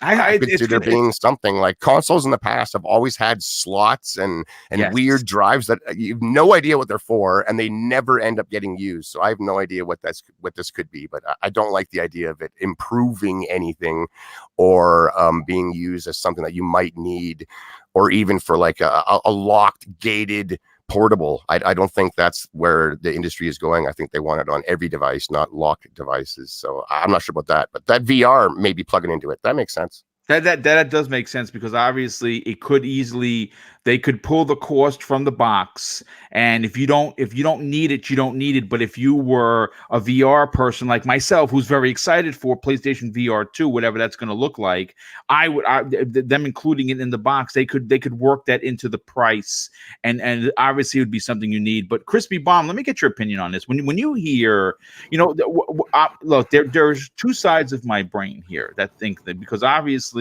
we talked before about having only so much money to go around. And obviously, when you go out to buy the next generation console, now for me, I'm buying both. And if the Switch Pro releases next year, I'm going to probably buy that as well. Now, I'm not loaded at all. I'm a retired dude, so I have a monthly pension. And there, sometimes you can't get some things. I've already started, believe it or not, and you might be shocked by this, but I'm already putting money away for these consoles because I'm not missing out day one. But when you start to hear, Crispy, that there may be an addition to extra cartridges and more RAM, does that make you a little nervous as a consumer? Or are you agreeing with what Shady had to say? Maybe it's there to pull the cost and make the PlayStation 5 a little less expensive, but offer the ability for that gamer with the extra cash to buy the more RAM, to buy the more memory. Well, what do you think on that, dude? Well, as far as that point, I think that's a little scary if PlayStation's going to go down that route. And it's because, if you're going to charge $400, but you're going to charge another $100 for that particular thing, you're talking, why didn't you just charge us $500 and call it a day? That does make sense. Okay. Now, yes, you might want to bring in that lower price point. We've all seen it. I mean, with the 360 out the gate, even with the red ring, people were buying the heck out of it because PlayStation 3 was freaking way more expensive. And you have to understand, though, like I'm an iPhone user, for example. I forgot my charger one day, so I went to go buy one. The thing was $30. Okay. Yeah, and And that's that lightning cable. That was them cornering their market and saying, okay, you're not going to be able to buy that micro USB for $5. You got to buy what we make. And you could go on Amazon and buy something that's third party, and it doesn't work on there because the phone's made to detect it. So that's where I go and say, are they gonna start price gouging? You know what I mean? Stuff like that. The VR does make sense. If they do the VR, that would make total sense. The problem I have is everybody talks about how loud PS4s are now. I know some of them come out now and they're fine, but I mean, the heat that's involved with having another hot thing in there, I mean, they got to have some really good cooling stuff going on to not make me worried. I mean, I would imagine that it's going to be like the X, where it's going to be liquid cooled, to be honest. They would have to have that, because I had one of those PlayStation 4s, and my God, when I tell you it was so loud, it pulled me out of the experience and the enjoyment of playing it. And then my wife surprised me with the God of War Special Edition console, and that is effing awesome. You don't hear it at all. Which is good. And I mean, but that's where I go and say, like, we have external hard drives, this and that. These are all things that provide competition with each other. So then you end up getting a better price, better product, stuff like that. If PlayStation's trying to corner that might look bad for them with the choices that are out there at this point. Yeah, I think sound is. I don't think sound's going to be a problem for either system. I don't know if you saw the dev kit for PS5, but you saw the ventilation and whatnot. I think it's going to be fine. I don't think it's going to be a sound issue. I think they even confirmed as quieter, did they not, with Mark Cerny? So he said they're going to have it's going to be basically, he said in a nutshell, without getting into the technical aspect of it. I think is more likely. Yes, yeah, it makes sense, dude. It makes sense that these consoles are going to run ultra hot. And they have to figure out a way to keep them cool, and the fans have to be whisper quiet. Otherwise, again, like for instance, for me, when I was playing God of War, I love that game. It's one of my favorite games of this generation. And every time you get to certain parts, that it sounded like a plane landing at JFK here in New York. Oh yeah, and I'm like, my God, what is happening in that box? Base model. Oh my God, yeah. Yeah, not good. Not so loud. Half the time, I'm not even sure my X is on. Like when I play enhanced games, I can hear it. I'm almost bubbling away doing its liquid cooling thing, but it's very quiet compared to the PlayStation. That's very loud. That's not like a fanboy slander. Yeah. It's just something I noticed that the console is very loud. It's louder, like first party titles with PS4. It really does. Like, it's nuts. Like I remember the 360 got loud too. It sounded like a plane taking off, and it was just, my God, what is happening over here? Like, holy, it was just nuts. They tried to fix Xbox One was so quiet. The Elite didn't fix it. They didn't get a chance to fix that until like the Super Elite, like the Super Elite Slim. Yeah, I remember that one that got rid of that issue. But yeah, it was the Xbox One's, like if you were to open it up, the fan inside of it is gigantic. Yeah, well, they made sure they tripled the size of the fan as opposed to the 360. Right, and they're so quiet. Like the S and the original, I almost couldn't even tell they were ever on. I never heard a peep out of those consoles. But an enhanced game does bring a little bit of noise out of the X, but nothing brutal. Yeah. Well, real quick, before I get issue, you want to add something else, Big Cloud? Oh, anyway, cut you off. Now I was saying because with the big fan in the original 360, I remember it was so big and rattled that it messed up the thermal paste. I think that's what it was going on. Yes, it was bad designing, but thank God we are all past that. Real quick, Hyena Den, before I get to your opinion on the cartridges possibly coming, and maybe even a new handheld that's going to be a streaming, add-on to the PlayStation 5, which I will buy. I'm telling you right now. Chaos Theory is in the chat. Thank you for being here. He drops an outstanding and very generous $5 super chat. He says, "Sup, boom, hype for Final Fantasy games and Kingdom Hearts to Game Pass." Yeah, dude, that was a big announcement, but we're going to probably get to that towards the end of the show. Hyena Den, when you hear these patents, and again, we have to understand that these patents, the companies do a lot of them, but these patents are starting to get some steam. Are you concerned in the least on two fronts? One, Sony may be trying to cut costs up front, for consumers, and that's good because they want to sell the PlayStation 5. That's their business. That's what Jim Ryan said. They want to continue pushing their first-party games. They want to make them into events, and they want to make sure they sell hardware.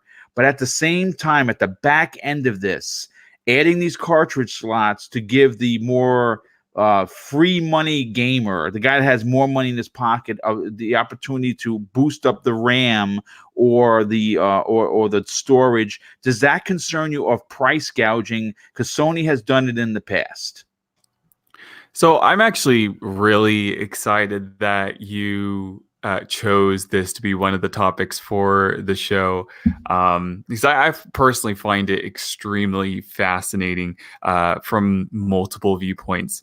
When when more news came about with the PlayStation 5, and they kept saying, we really want to get the price as low as possible. We want to find a price that is very attractive to the majority of the customers that are going to buy it. I've always wondered how exactly they're going to achieve this, because in my mind, from the start, I've always viewed Scarlet and the PS5 as $4.99 consoles. So I'm thinking in the back of my head, well, how exactly are they going to get the price down to the point that they hit that $3.99 sweet spot? And my first hypothesis was that they would solder the SSD to the main board, or rather the modules themselves, get them as close as they can to the DRAM on the board for quick access. And that seems like something that Microsoft would probably do more so than Sony. But if you solder it to the board, it's not interchangeable, right? The capacity would have to be extremely small, which means if the capacity is small, well, it's just cheaper, overall. Like if you look at some of the capacities for SSDs, whether it's 256 gig, 512, 1 terabyte, so on and so forth, the higher up you go in capacity, the more you're paying for. So for them to fit it onto the board and solder it there, it would have to be low in capacity. Otherwise, the main board would be bigger, in size, which would drive up costs and all sorts of stuff. So them soldering it to the board was my first hypothesis into thinking that was one of the ways that they would get the price closer to that $3.99 sweet spot. But then this news came about with, whatever this patent is. And I think, what BitCloud said with VR is definitely an interesting take on it, and seems like one of the more plausible things that could happen. I don't know about a companion device, nor do I think that is a good idea to move along with, considering how well the Wii U did for Nintendo. I just don't think companion devices are. I don't think companion devices have a future in gaming when the cloud is on the rise. It just seems like something that's just not really necessary per se. So I've already ruled out that VR is definitely a possibility. Them soldering it to the board still could be a possibility. But when I look at these patents, I only see it as being... It honestly looks like an enclosure for an SSD. That's all it looks like to me. It looks like a plastic enclosure for an SSD that you see currently in laptops. And I know Windows Central has done a story on this where they're doing that with the Microsoft Surface tablets. Yes.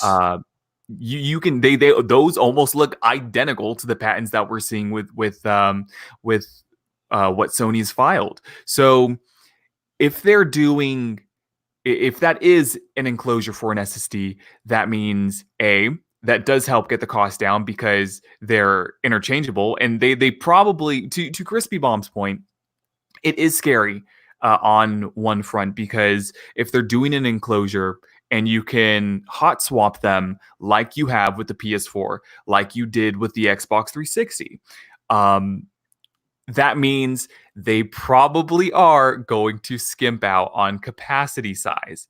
I almost foresee I almost see a future where if these are hot swappable SSDs, they might go with the bare You're saying like maybe minimum. 500 gigabytes? I'm thinking like 512 gigs. You know, and their excuse for that will be, well, if you want more storage, you can pay for it. You know, they'll use the excuse of trying to, help the customer is what they'll right. use. And that was the excuse for the 360 when you had two different models, right? You know, if the arcade version wasn't enough for you, they said, well, hey, we have this one. You can get more storage for it. And with the 360 Slims, you could change out those hard drives. Yep. They had a little bay area where you pull. You just press the button, it popped right out, and you were good to go. Yep. So to their excuse, they might go with the bare minimum because well, you can exchange it if you want more, you get more. You can go and get more. Same with what you can already do with PCs and not tablets, but laptops.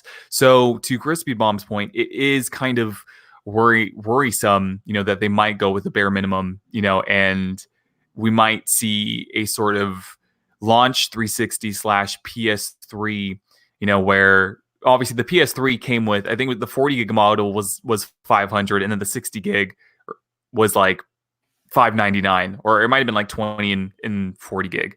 But either way, it is kind of worrisome, but it really, honestly, it really just depends. I have no idea what they're going to do. Like the industry just changes so much and so fast. It's like you think they're going to do one thing, and then a patent comes up or something comes up in the news, and it's like, well, but wait, there's more. We can do this too. We can do that. And so it's like, this topic is just really fascinating to me because it makes you wonder exactly how they're going to tackle these situations. Because if Sony really wants, that $399 price point, they might have to do some things to get it. They may have to cut a couple of corners, I think you're implying. Yeah, where people might not be the happiest with the situation. I really do hope they don't skimp out on storage, because having to deal with the launch Xbox One and it being, 500 something gigs, even less than that, because part of it's partitioned for the operating system. Yeah, you're only getting about maybe 390. Yep. Yeah, you're only getting 390 of that. Yeah. So I really, really, really hope they don't skimp out on storage, because these games are only going to go up in size, and I really just hope they don't. Like I don't want a PS3 situation over again. I don't want a 360 situation over again, because that was a pain to deal with years ago. Mm-hmm. I really hope for the best. But my overall arcing point to this topic specifically is that it just seems like a plastic, almost laptop grade SSD enclosure. No, it makes sense. That's exactly what it looks like. But listen, I'm going to say this. Everyone had fantastic theories and points, and I'm really happy that we were able to hash out this particular topic, because we're going to move on to the next one. And I'm going to say this. I had this story since last week. No one has been talking about it. I'm completely blown away. But before I get into it, Shane Tomlin drops a $5 super chat, and he says, thank you so much for your generosity, dude. He says, boom, it would be great if all Sony fans were whisper quiet, LOL. And you know what? I would say that the toxic ones that are always fighting with people, I wouldn't mind them being whisper quiet. Though for the most part, a lot of the Sony fans that I interact with are just gamers who just happen to like Sony more than Xbox, and I enjoy talking to them. But moving on to the next story, a new BioShock game has been confirmed to be in development, and it's going to be a live service game, and not what you actually think. The title, when I say live service, meaning is there's going to be a way for you to extend the life of the game through, after the main story arc. And I'm comparing that to like Rage 2, which actually just jumped into Game Pass. So if you haven't played Rage 2, I highly recommend that game. Well, two things popped into my brain when I read this story from WCCF Tech. And for the first thought was, holy shit, there's a new BioShock game in development. And the second part was, holy shit, there is a new BioShock game in development. Now, while it has not officially been revealed, we've known as much for quite some time, thanks to the detective sleuth depending on what your theory of him is. Kotaku's Jason Schreier, who mentioned last year, mind you, how a new 2K Novato studio was working on a new installment for the story-driven first-person shooter franchise. Now, as it turns out, this BioShock title could be structured very different from the previous entries. 2K Novato is seeking currently an end-game design lead developer, suggesting that the game could follow the live service formula seen in many other games recently. And I do like that because obviously, who doesn't want more BioShock in their lives after the main campaign? Now, the job listing actually contains a fair amount of information. Apparently, the goal is to provide a post-narrative set of systems, quests, and player progression, evidently to keep users engaged for far longer than they would otherwise if the game was structured like the previous BioShock titles. Now, this is what they say they need. Our formula for success is fantastic world plus incredible story equaling fanatical fans. In the game we are making, the story itself will come to a conclusion. The world, by contrast, is something that we are designing to be alive and engaging past the main narrative arc. To leverage this, we want to build a post-narrative set of systems, quests, and player progression that gives our fanatical fangirls and fanboys more content to experience on an ongoing live service basis. We need a senior game designer with strong ideas and communication skills who can own the end game design for this title. What cool tasks are our players are going to be involved in? What's going to keep them playing? What short, medium, and long-term goals are they focused on? What kind of player skill progression and loot are keeping people attached to the gameplay? We need someone to start answering these questions ASAP. Now, when I hear this, Shady, I have to go to you first because you love games that keep you engaged, that ask the player more questions than you might be willing to ask after the story finishes. What are your thoughts on the fact that we're getting a new BioShock, but the fact that it could possibly and potentially be structured like a Rage 2? I think that's pretty awesome, actually, and I like that Rage 2 comparison, especially. A lot of people hear games as a service, and they get nervous. They don't like, oh my God, it's going to be like Destiny. It's going to be like Anthem. It's going to be like, no. I don't think so at all. I think Rage 2 is a brilliant example where it's a single player game. It is what it is, but the game technically doesn't end. The story ends, but there's always another encampment to go and take out or different things in the world to do. It could be more, arguably, but at least there's something to do. You can turn it on after the credits and go into that world and have fun in it. So to be able to do that in a BioShock environment, I think sounds absolutely fantastic to me. I like that a lot. I hope it's not, microtransaction city and we're buying 15 pieces of DLC to go along with it, that type of deal. I'm not a big fan of that. But if it's content rich and they're just making a game that you can constantly go back to after you've beaten the main story, there's nothing wrong with that. For those that don't want to, they don't have to. For those that love the moment-to-moment game loop, there's always something on offer. I think that's really, really, really cool.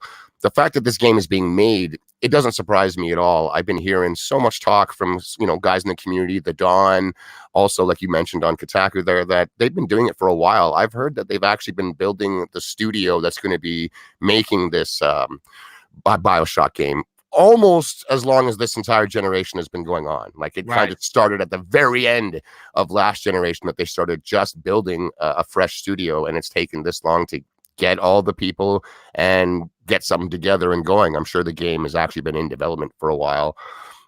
I think it's awesome. BioShock is really, really cool, both in its story and in its just environment. The environment, especially for me, stands out for BioShock games. They're just spectacular. I loved the underwater. I loved being in the sky. For the next game, I'm not sure where they could go. Maybe in space, on the moon or something like that. Or I think the coolest, because the games are like really fantastical, I think it'd be neat if they played up on kind of like the conspiracy that there's a hollow earth or something. Maybe one of these scientists hollowed out a big chunk of the earth and he's got an entire society down there, and I think that would make for a cool looking and environment to go and explore and stuff like that, just to see how they would light underground and all that other type of stuff. Just something different. I'm not sure where else they could go, to be honest, outside of those two environments. Those are the only other two we haven't been in. We've been in the water, we've been up in the air.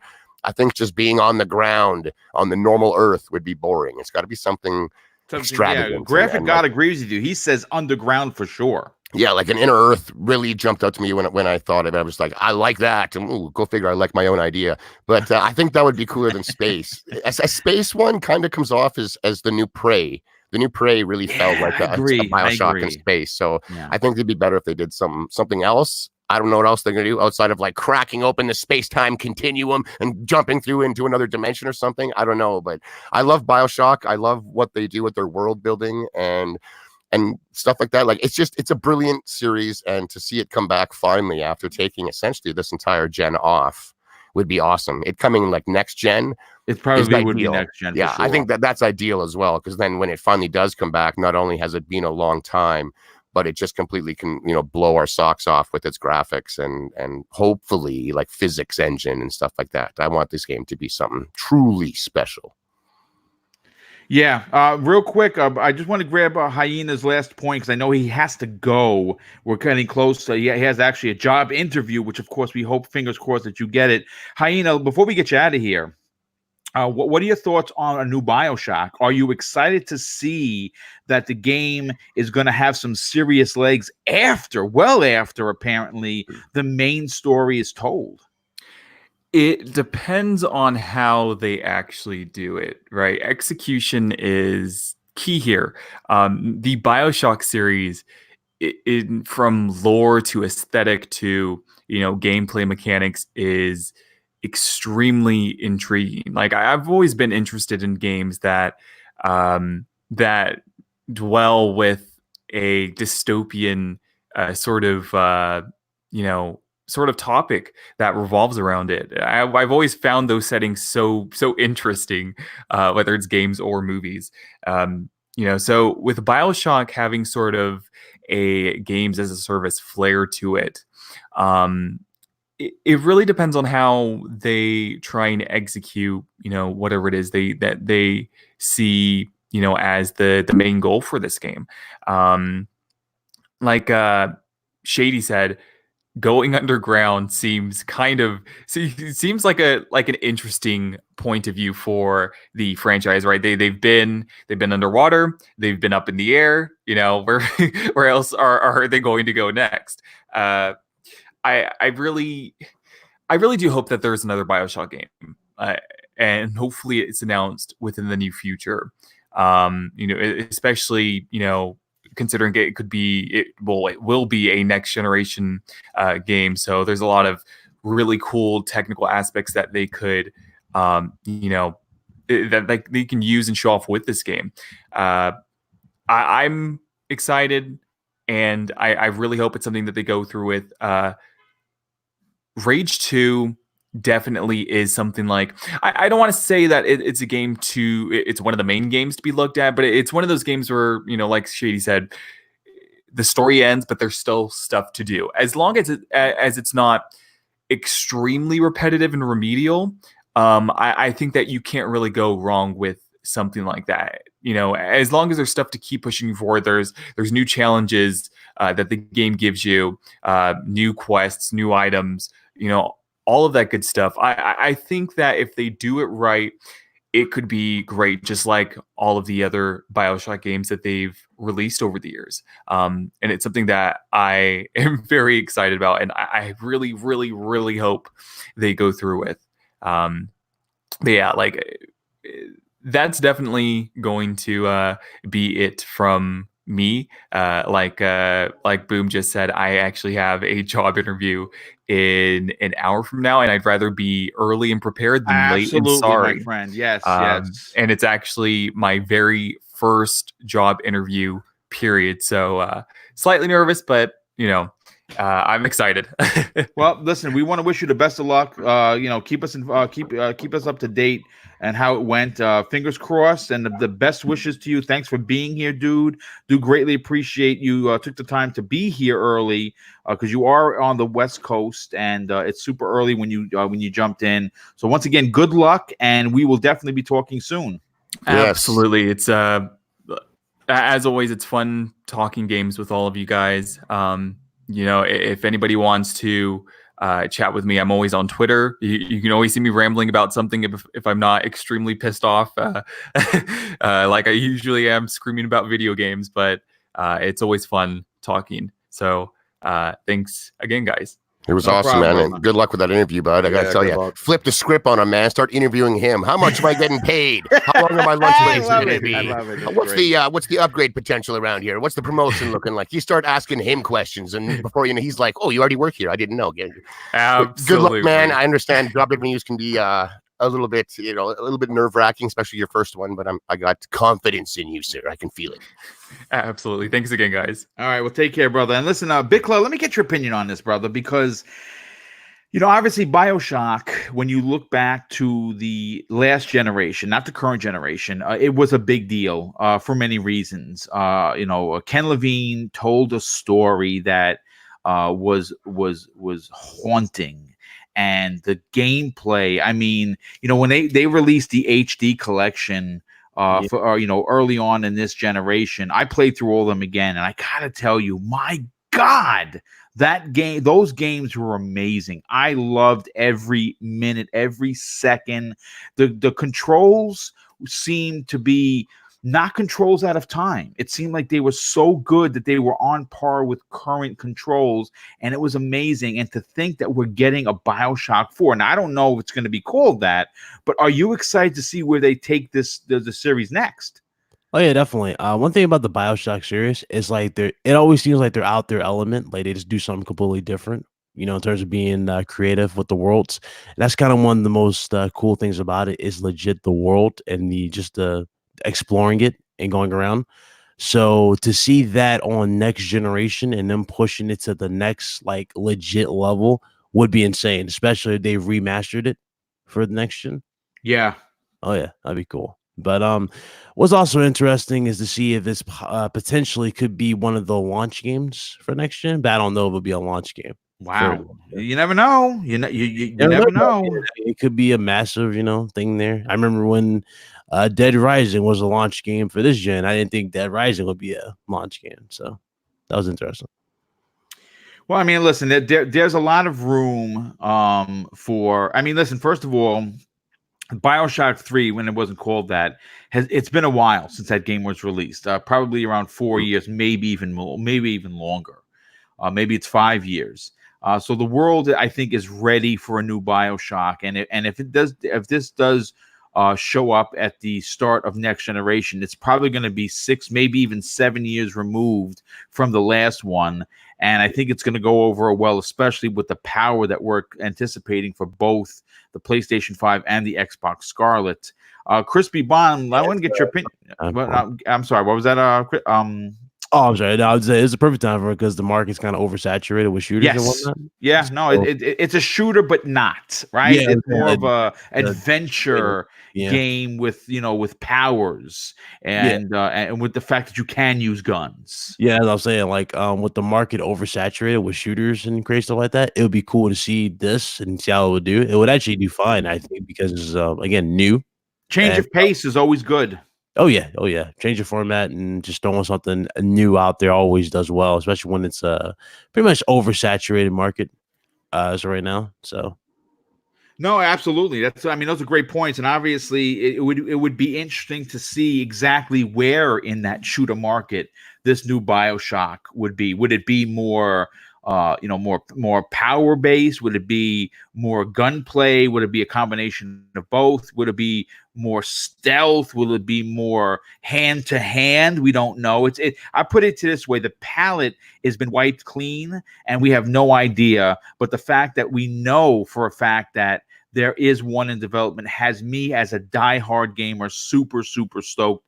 Crispy Bomb, I want to get your final opinion on this particular topic because we're closing in on the 2-hour mark of an incredible show that we got to almost all of the topics. There were a few that we didn't get to that I'll use and probably at a later date that still have relevance because they are original written topics. Crispy Bomb, are you excited to see what a next generation BioShock game could do for both the PlayStation 5 and Xbox Scarlet? Well, it's good to see that they're doing a longer dev cycle. I mean, in most games now it's like 3 years, bam, here you go. And it's sometimes you need a cleanse and kind of like not think about it. I am not a BioShock fan. I'm not. I do see the value in these games. The worlds are definitely interesting. It did come on my radar much later, after I think Infinite, I actually started paying attention. And, just with all the games coming out, it never like got back on my radar. I will say that, we need different games. It is oversaturated with shooting games at this point. I think that's why Outer Worlds is doing so well. And I think Jedi Fallen Order is going to do very well also. People want to play different things. I mean, even Death Stranding, even though it could be not my cup of tea. It's somebody's cup enjoying of tea, exactly. Yeah. And just like, BioShock really didn't grab me enough to go and go through, because those are story games. And, I don't want to just start from, one end and not see the rest of it. So, I would have to start from the beginning. And, maybe they do like, another remaster with this one and, kind of give you the whole spiel, or at least an up-res or something with the new consoles. And I think it's going to showcase the power of these consoles. They're definitely probably striving for that. Yeah, I mean, listen, there's no doubt about it that the one thing that you can honestly say without a doubt is that the BioShock series, each game, each individual game itself had a unique look and feel. Like you felt like you were underwater for the first two BioShocks. You felt that you were flying high in the skies in the third one. And talking about maybe they go into the middle of the earth. Maybe we'll see lava. Maybe we'll see different. Maybe we'll see dinosaurs or something. Like the old school movies that time forgot. You know what I'm saying? Dinosaur high on plasmids, boom. I like the sound of it. That's good. That intro to the first BioShock, I think, stands as almost my favorite video game intro ever. When you crashed into the water and the plane was slowly sinking and stuff, I felt almost sick to my stomach. It was just very, very gross feeling. I don't like open water. I don't know if there's a past lives, if that's a thing. So Shady has died many times out in the open ocean because it just makes me feel so uncomfortable in games. But I love it because I'm in a safe space. I'm in my living room playing this game, but man, that intro really just had like the hairs on my arms standing on end watching that plane sink into the ocean like that. Just, loved it. Yeah, no, that's actually it is a fantastic opening. But listen, folks, I want to thank everybody for being here. First of all, I do appreciate that we do have a morning show and so many people show up. We had almost 170 people watching live. That's a big deal for this show. That's a big deal for me. The chat, you guys were amazing as always. Just a bunch of gamers from different parts of the world, different parts of the country, just talking about games, hanging out, being fair with one another. And of course, I have to thank, a few of the people that, do monitor the trolls, the indie gamer, big fan of his. He's a modder, Lethal Papa, the sheriff who doesn't take any shit. Let me just say that if you're out of line, he will put you in a timeout. And there are a few others, and I want to thank everybody for being here for that. Of course, the super chats, I cannot go without saying thank you from the bottom of my heart. The generosity is not to be believed. And it makes me happy that you do donate to the show, but you're donating because you're really enjoying the content, and that is worth more to me to know that you guys and gals are just gamers who want to hear positive talk, No, we will roll up the sleeves when necessary, but being overly negative is just boring. It's been done by so many other podcasters, and we don't do that here. And I'm glad that you guys appreciate that. And of course, my panel, obviously, Hyena Den had to leave. Check out his YouTube channel. He's a very, very active community member. His link will be in the show notes. Head over there. And of course, I want to start with So Shady. So Shady, listen, dude, obviously you missed a little bit during the summer because you had your surgery in early September, or was it late September, I believe, and you're back to your full-time schedule of podcasting. And we love having you on these shows, especially because you're on two of mine, and having you on each and every week is a big deal for me. Please tell everyone where they can follow you and reach out to become a part of the Sesh Empire. Not a problem, Boom. And once again, I got to say thanks for having me a part of your two programs here, both on Monday night and then this one here, Friday mornings. I have a great time each and every week. I love it, man. An awesome community comes out each week to listen to us talk games. It's absolutely fantastic. The chat is nice. It's not savage. People are totally open to disagree. Let's just do it as adults as opposed to a bunch of, lost zealots, let's call it. You know what I'm saying?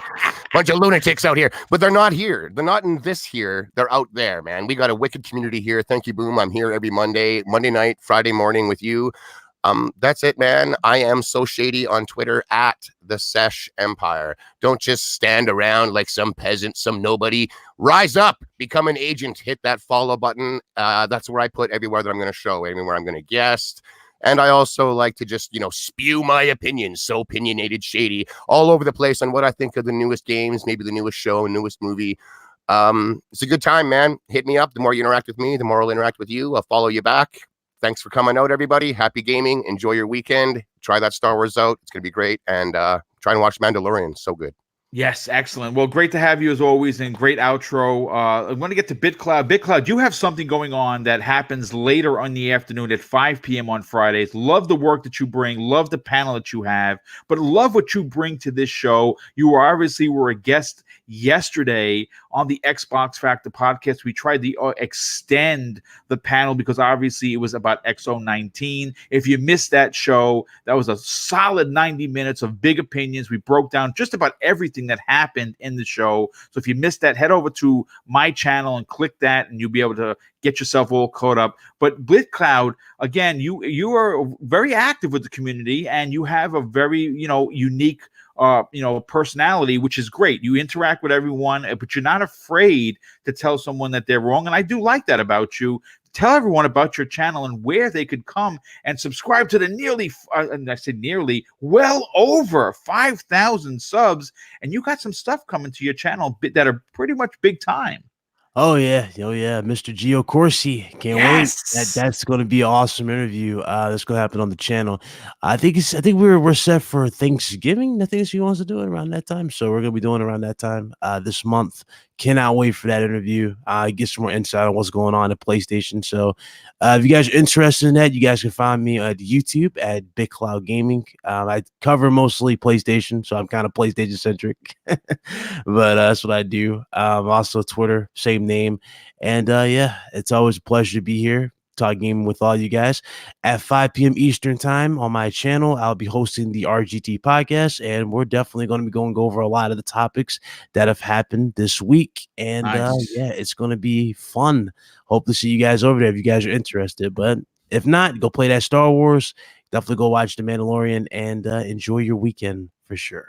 Well, listen, it's always great to work with you each and every week, dude. Love what you bring to the show. And of course, love your channel. If you're not subscribed, the link is in the show notes. Get over there, give this man a sub. He does work hard on his show, and it's there for your listening pleasure. Especially if you're a big Sony fan. He does cover a lot of Sony, and that is a big deal. And of course, last and then certainly no way least, Crispy Bomb. Love having you on the show. Love that you bring your rough and gruff persona to each and every show that I have you on. You are part of Coffee Casuals and Consoles, which you bring a unique flavor there every time you guys are on the show. But where could people reach out to you, listen to some of your work, but more importantly, give you a good old follow on Twitter? At Crispy Bomb on Twitter. I'm kind of with Shady. Sometimes my opinion it could get a little bit out there, but in the end, I try to bring the facts. I try to voice my opinion. If you don't like it, that's cool. I mean, we're all here. We all play games. We all are here to enjoy them. You'll find me tomorrow night on the next podcast, 7 p.m., 7:30 Sunday and CCC, and Retro Renegade, 7 p.m. Tuesday night. And definitely hit up all them people. Those are all great cast, great panel members. And, I just enjoy talking games and, look forward to be back here as soon as possible. Of course, that Turkey Day is coming. And if you don't hear from me, have a happy holiday and enjoy all that turkey. And I'm going to hate eating it because I'm going to be looking at them all day. So that's great. I love it. Well, listen, it's great to have you a part of the show, man. Like I said, you do bring a very unique and fun flavor every time I have you on. So thank you for your time. And of course, I want to wish everyone a very exciting weekend. Hopefully you have a chance to get the new Star Wars, play it, get to watch The Mandalorian, get to play whatever game that you want to enjoy. Get over to Game Pass. Rage 2, I highly recommend. It's been in there since yesterday. If you missed the EXO show we had, like I said earlier, get over to my channel and watch that. I think you guys are really going to dig that. And we will see everyone next Friday morning on the newest episode of Breakfast with Boom. Take care, everyone. And once again, have a great weekend.